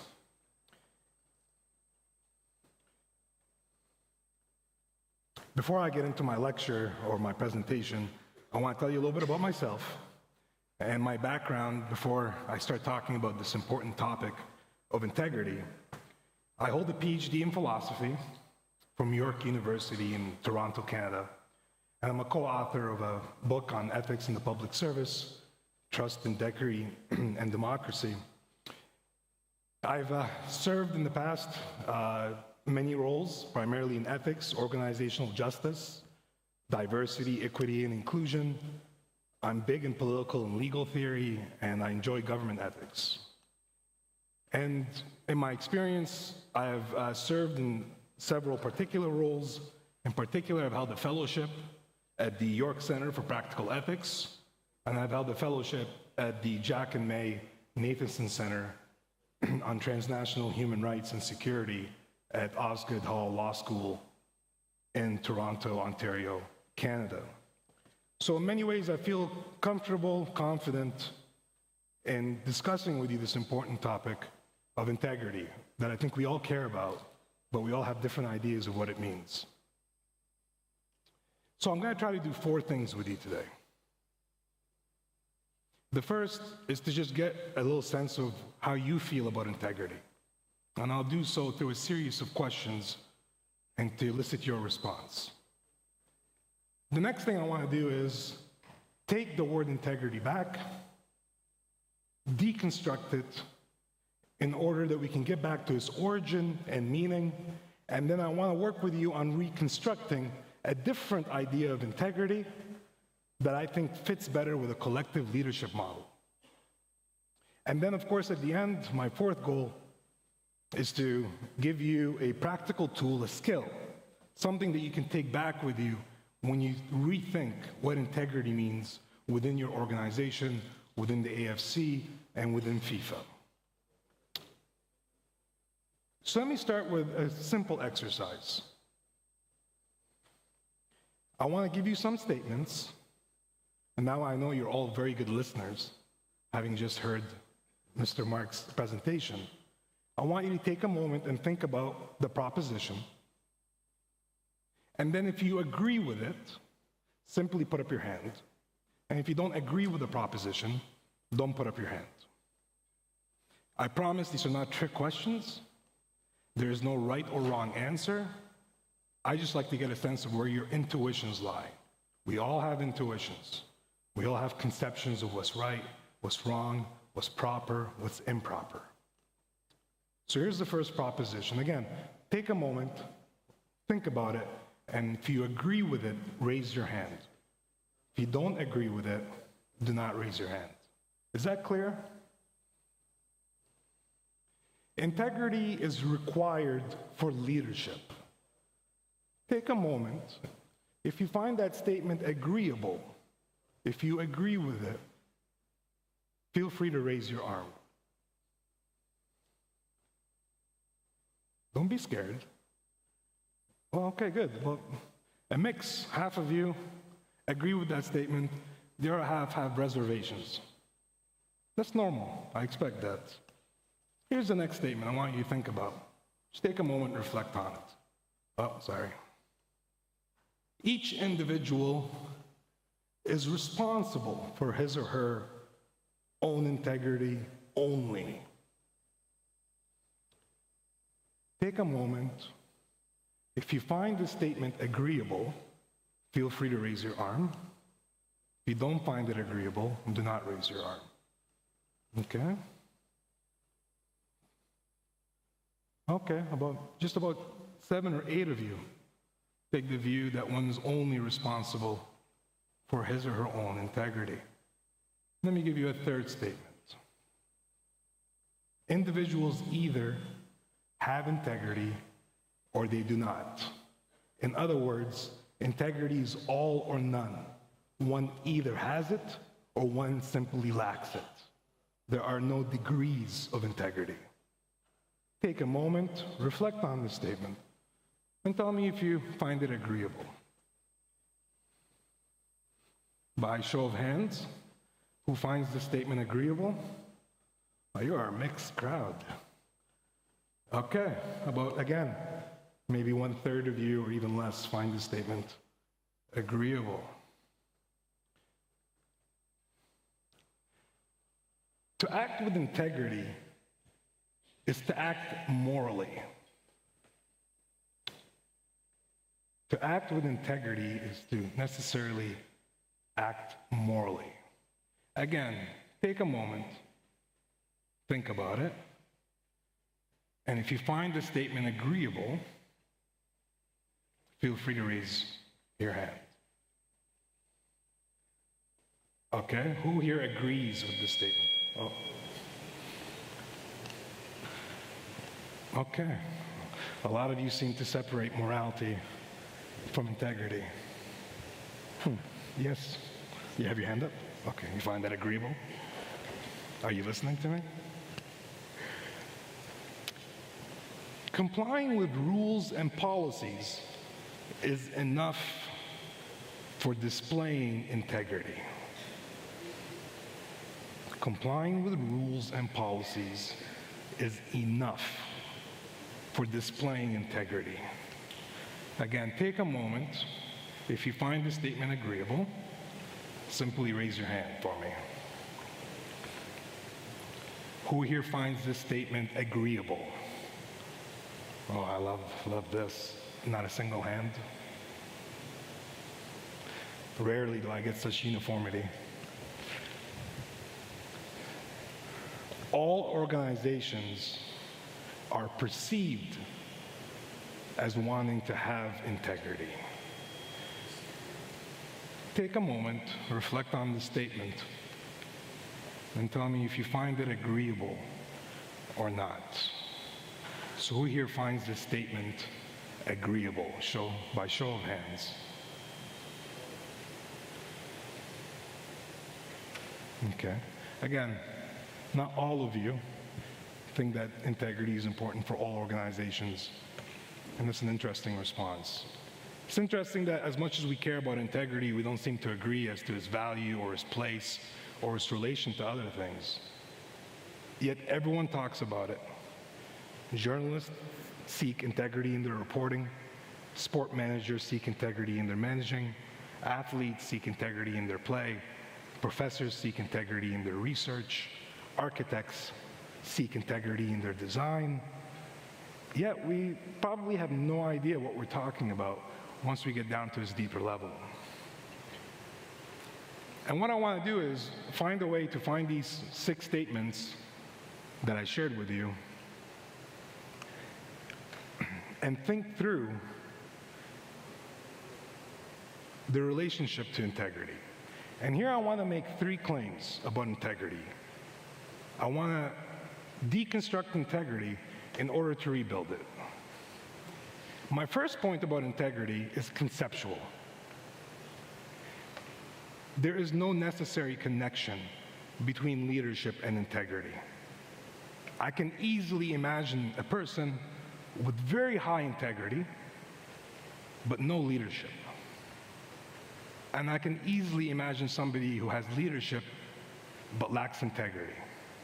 Now I know some of you might be thinking, but good leadership requires integrity. That I can agree with. But all I'm saying here is conceptually, there's actually no connection between the two. We've come to associate them together so much that we naturally think that integrity is a property of leadership. It's not. Here's another connection that we seem to formulate that is not naturally between two things: love and marriage. Marriage, historically, was never constituted in love. Marriage was for maintaining cultural relations, maintaining wealth, maintaining culture, building alliances. It's only very modern that we come to associate the word love with marriage. Diamonds and engagements started in the 1930s. A diamond company needed to come up with a way to sell diamonds. Well, a diamond is a girl's best friend. Today, when someone tells you they're engaged, your first reaction, let me see the ring. The ring is not necessary. One can be married and have any kind of band to formulate it. Yet we come to form these associations believing that they're natural, that somehow one cannot be given without the other. For me, leadership is constitutive of certain things. The first is leadership must necessarily have authority. To be a leader, you must be able to exercise authority. You might exercise that authority to give others power. Another characteristic that is necessary of leadership is ownership and responsibility. Leaders must take ownership of their decisions.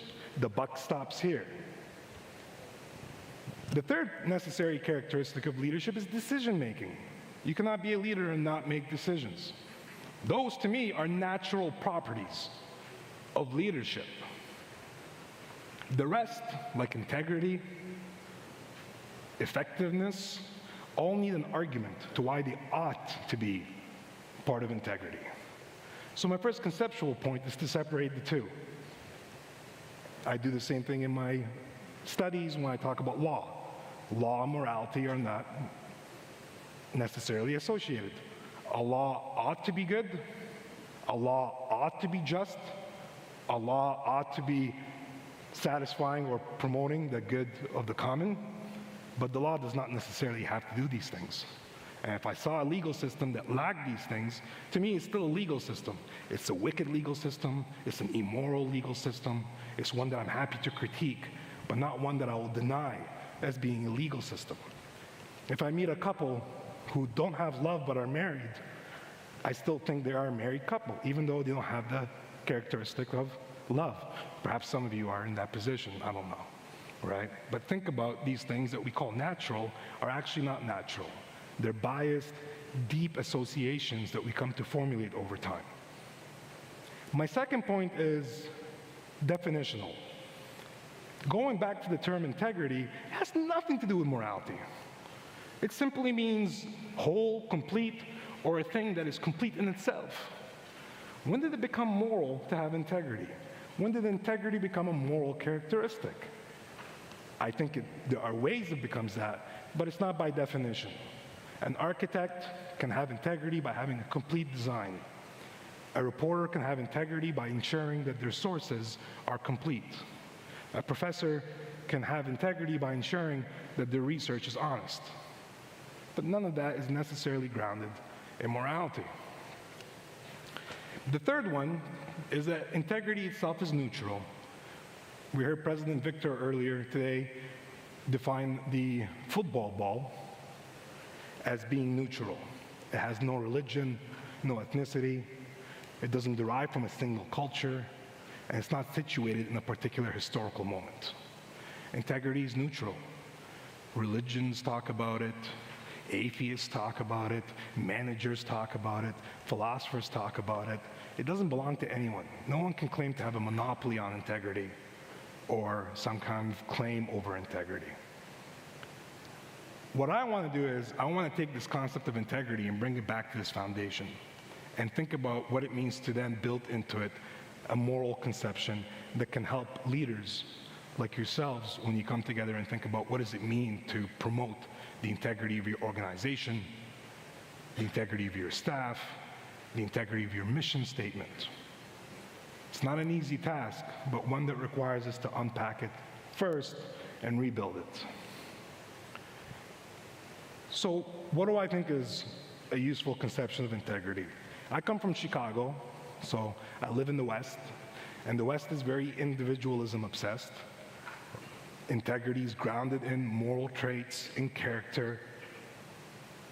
It's tied to your virtues.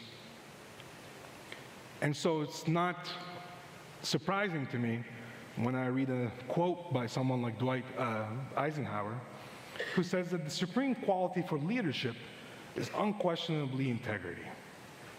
Without it, no real success is possible, no matter whether it is on a section game, building a train, a football field, in an army, or in an office.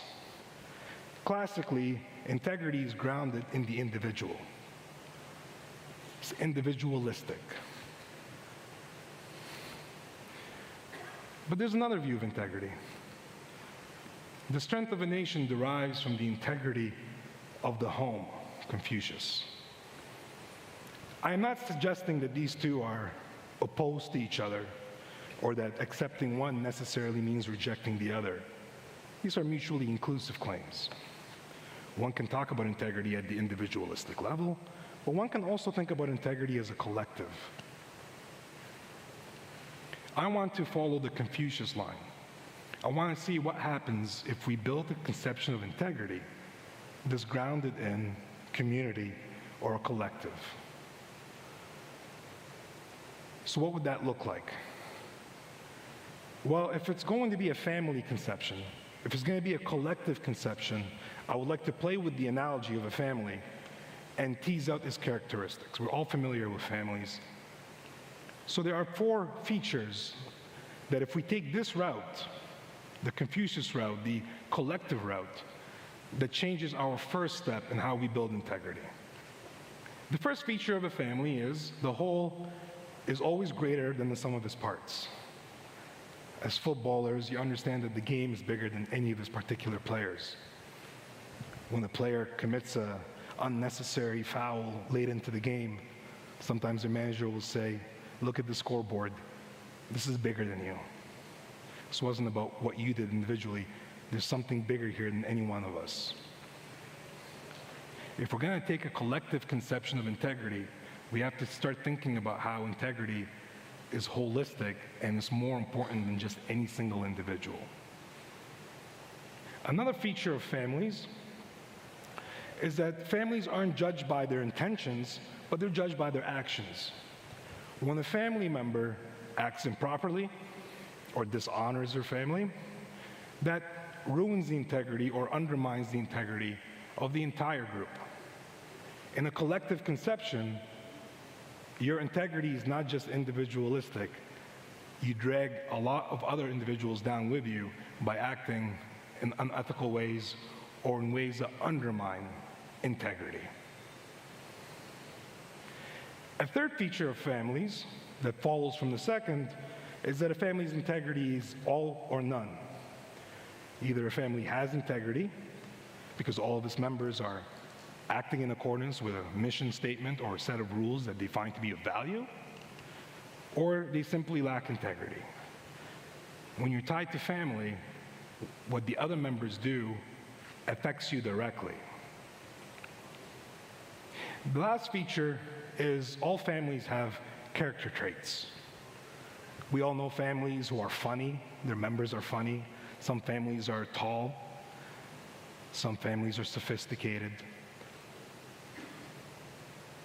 Datu Ksiri earlier mentioned 2 characteristics of Asia. It's warm and hospitable. The collective integrity of the AFC is to ensure that that warmth and hospitality is expressed in all their actions, just as we are here today, experiencing the warmth and the hospitality. And those might be more defining features of the AFC, while UEFA might have slightly different defining features. And the beauty of families is the diversity of it is that families have different characters. Again, you can have many character traits, but there's typically central ones that are more definitive of the family, and some that are less definitive. These 4 characteristics make a significant difference in how we think about integrity. So again, I have not loaded it with any moral concepts yet. For me, integrity here simply means a collective, aim towards something, and if we take a family conception, then these 4 characteristics become more important. So how does this lead me to a conception of integrity that can be more collective? And here I want to share with you a model for how you can think through integrity as a collective, listening to each other, engaging with each other, but also identifying certain features that are fundamental to your identity. So I call this the collective leadership integrity, the 7 C's model. And you won't find this model anywhere because I largely made it up. If you go on Google and search, the 5 C's of leadership, you'll get commitment, courage, collaboration. I don't mean any of that. Here I want to just focus on how we can have a complete process, going back to the Latin term, saying that integrity is itself a complete process that's neutral. So here's my first C, commitment. Integrity requires a defined commitment, and commitments are grounded in principles. And I'll give some examples in a few moments to flesh this out. As a collective, not as individuals, but as a collective, you need to think through what are your commitments. Commitment will lead to another C. Because remember, integrity can't just be expressed in commitment to a principle, it must take some form of action. Let's call that conduct.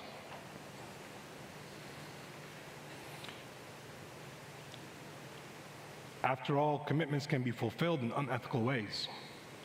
You can cheat to get to your end. So we have to ensure that the conduct, when leaders sit together and think through what their commitments are, they next have to think through what conduct expresses that commitment. And conduct can take 2 shapes. The first is that there's content to the conduct. Who's it addressing? Who does it matter for? How does it fit in?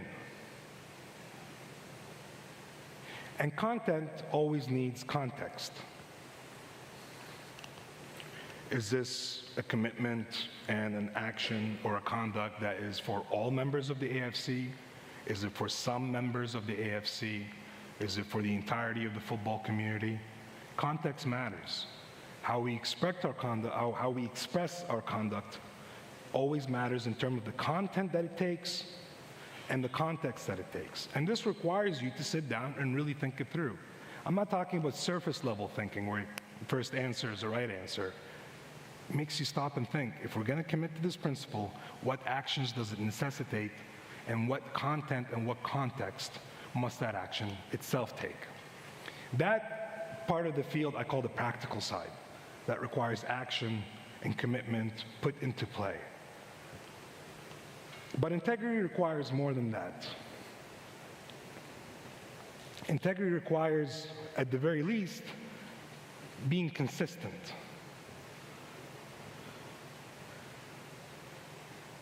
You must do the right thing over and over and over before we say you have integrity. After all, a broken clock is right twice a day. By coincidence. Your integrity cannot be coincidental. It must be consistent. If you're committed to this principle, if you're committed to this end, if you're committed to this goal, then you need to consistently be committed to it, now, tomorrow, and after, and continue exhibiting that commitment. But again, that's not enough. For integrity, it needs to be continuous. It needs to be continuous throughout the entire organization. It's not just integrity for some at some level and lack of integrity for some at the other level. If you do that, the family conception of integrity collapses. Some members cannot continue this commitment and others discontinue it.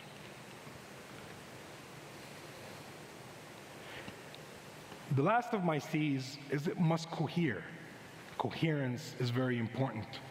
Many of us will commit to certain things, but when new cases appear, our commitment and our coherence of our beliefs start to fall apart. And I call this the reflective side of my 7 C's. There's a practical side and a reflective side. And I promise you this is not an easy thing, but a necessary thing if we're going to take the notion of a collective integrity that is complete. So what will be an example of this? Well, I think an easy example, or an easier example, is one that I think everyone here agrees with. A commitment to the integrity of the game. FIFA, the AFC, and others have made it explicit that they are committed first and foremost to the integrity of the game, ensuring through Sport Radar and other organizations that cheating, bribery, corruption, and so on and so forth are identified and addressed. The commitment is to the integrity of the game, but that's not the principle. That commitment is derived from another principle, and that principle is simply fairness. Integrity of the game matters because we care about fairness. If we didn't care about fairness, why would we care about the integrity of the game? So you can see, organizations will take this principle of fairness, form the commitment of integrity of the game, and next they go to their conduct. What do organizations do? Develop mission statements, develop apps, develop new rules and procedures. That's their conduct, to show their commitment to the integrity of the game. And that takes a particular content. In this case, creating websites, new regulations, new rules, passing new judgments.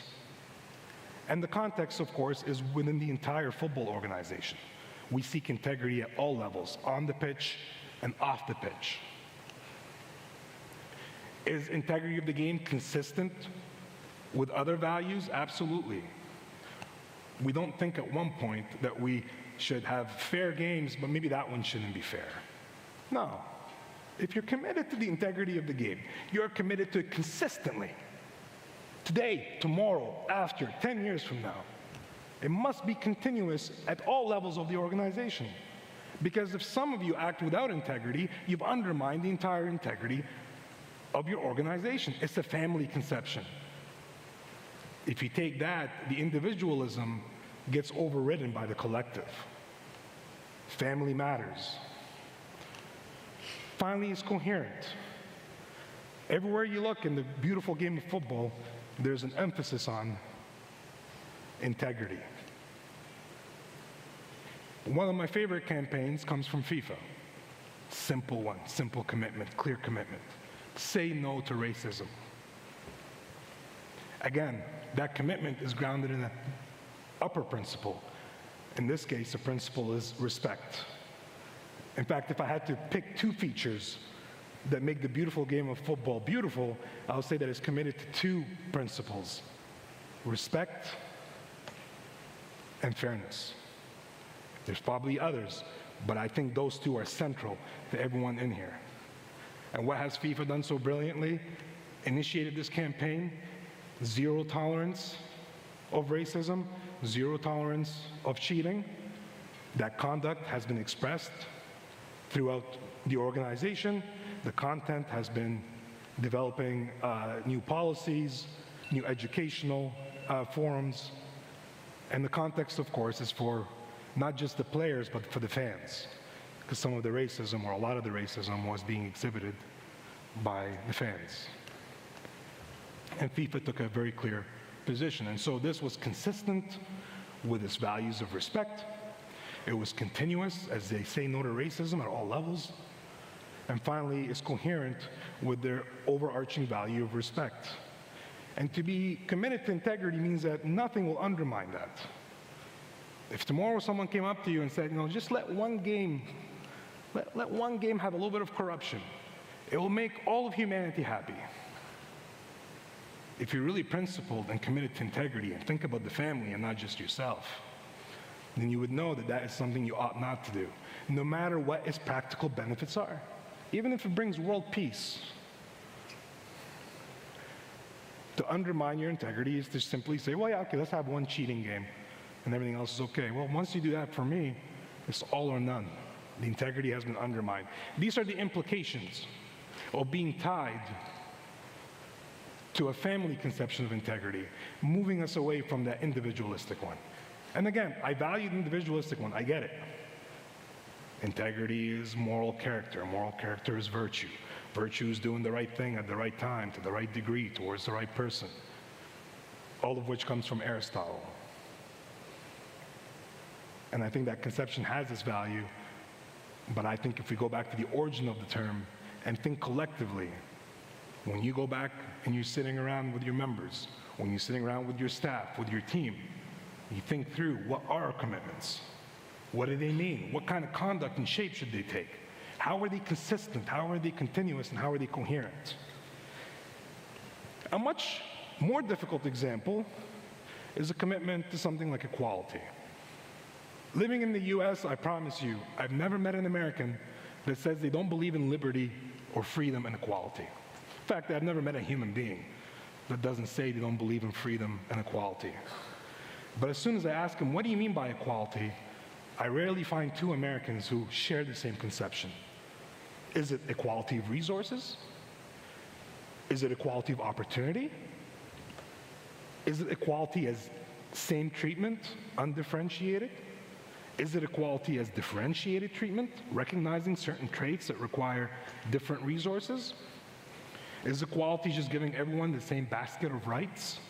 Something in which Native Americans in Canada don't find too much value in, because the rights are all individualistic. And Native Americans think in communal terms. You are part of the community. Your actions represent the entire community. Individual speech, individual movement. Native Americans in Canada don't find too much value in constitutional rights grounded strictly in individualism. They want a collective conception. And I get that, and I value that. I grew up, first part of my life, in Egypt. I saw what families look like. Then the next 20 years, I grew up in Canada, and I saw what individualism looks like. And there are benefits and drawbacks to each. But when you sit around with your staff and you think about what does equality mean, and what conception you come up with, so imagine you taking equality, and I don't know what conception of equality you have, and I'm not here to tell you, but I imagine if your conception of equality is to treat all people the same, you start to formulate principles that says we will not discriminate based on any characteristics. We'll fundamentally treat all people the same. Our content is the following. Our context is the following. Then you get to the reflective part. What about certain members who want to join the community? Do they fit? Would your conception of equality, treat everyone the exact same, require you to introduce members into the organization that might not cohere, might not fit well? Now I have to go back and rethink, what do I mean by equality? Is it inclusion of all? Is it inclusion of some?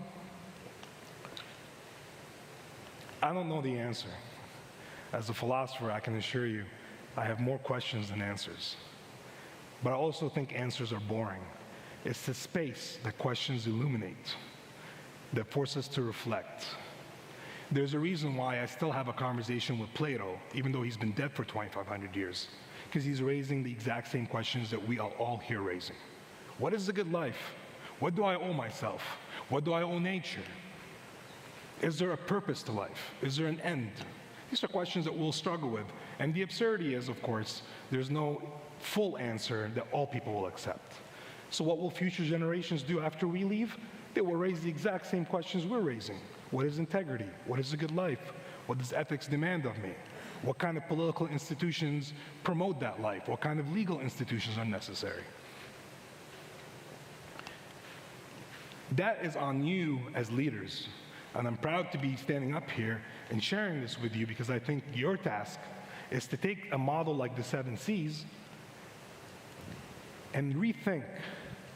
If we're going to have integrity, in addition to being honest, courageous, patient, good listeners, good speakers, good decision makers, all of which I value, all moral traits, characteristics of the individual, but I want you to think now in a more collective conception. How does this change? What does it change? Does it change anything? So I'm hoping there are 3 takeaways from what I shared with you in this presentation today. The first is the future of leadership, I think, requires us to reimagine integrity for a collective setting. I've given you a family conception of integrity. That's for you to adopt or reject. And if you adopt, I hope you have reasons for adopting it. And if you reject it, I hope you have reasons for rejecting it.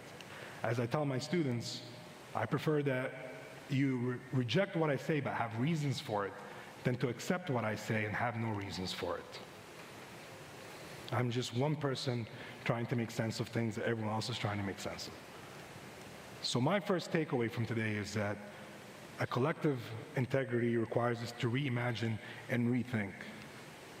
And that's why I think it's good to go back to these conceptual point, the definitional point, and the empirical point. Integrity is neutral until we load it up with commitments. Integrity is just a process of completion, the 7 C's. And finally, to get from integrity to leadership, we require a moral argument to why integrity ought to be part of leadership, to which I think we can come up with, but again, that's for you to do. My second takeaway is that we need to further explore this conception of the integrity family values. Family fights can be some of the worst. I have cousins that I have fought with in my life, disagreed with, and these arguments can get ugly. Family can love each other, but when family starts to come apart, it can be an ugly scene. So the integrity of the family requires that we continuously engage with each other to make sure that we are revising our commitments in light of new challenges, new ideas, new questions, new technology, and new changes in the world that we inhabit. My third takeaway is that I hope you'll take seriously. Just do me a favor and entertain it one day. Sit down with a pencil. To me, a pencil, by the way, is the most dangerous weapon in the world. Because you can write and influence, not because you can stab somebody with a pencil, but you can influence and change people's minds through articulating yourself. So sit down with your team. Say, okay, what are we committed to? What does that look like in terms of conduct? Who are we targeting with our conduct in terms of content? What's the context of our conduct? Is it global? Is it local?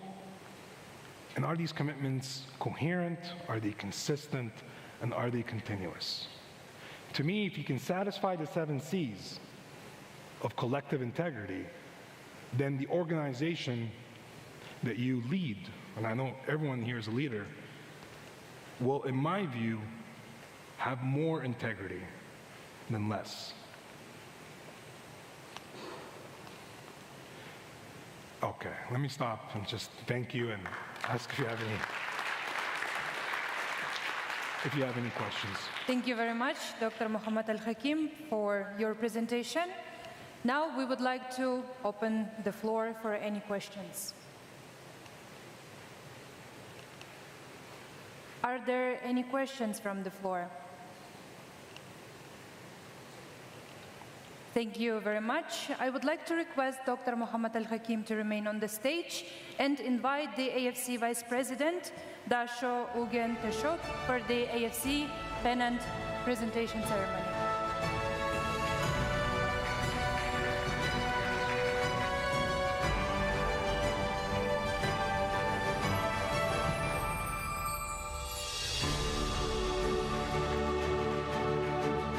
Thank you, Dasho Ugen Teshok. Dr. Al-Hakim, you may take your seat.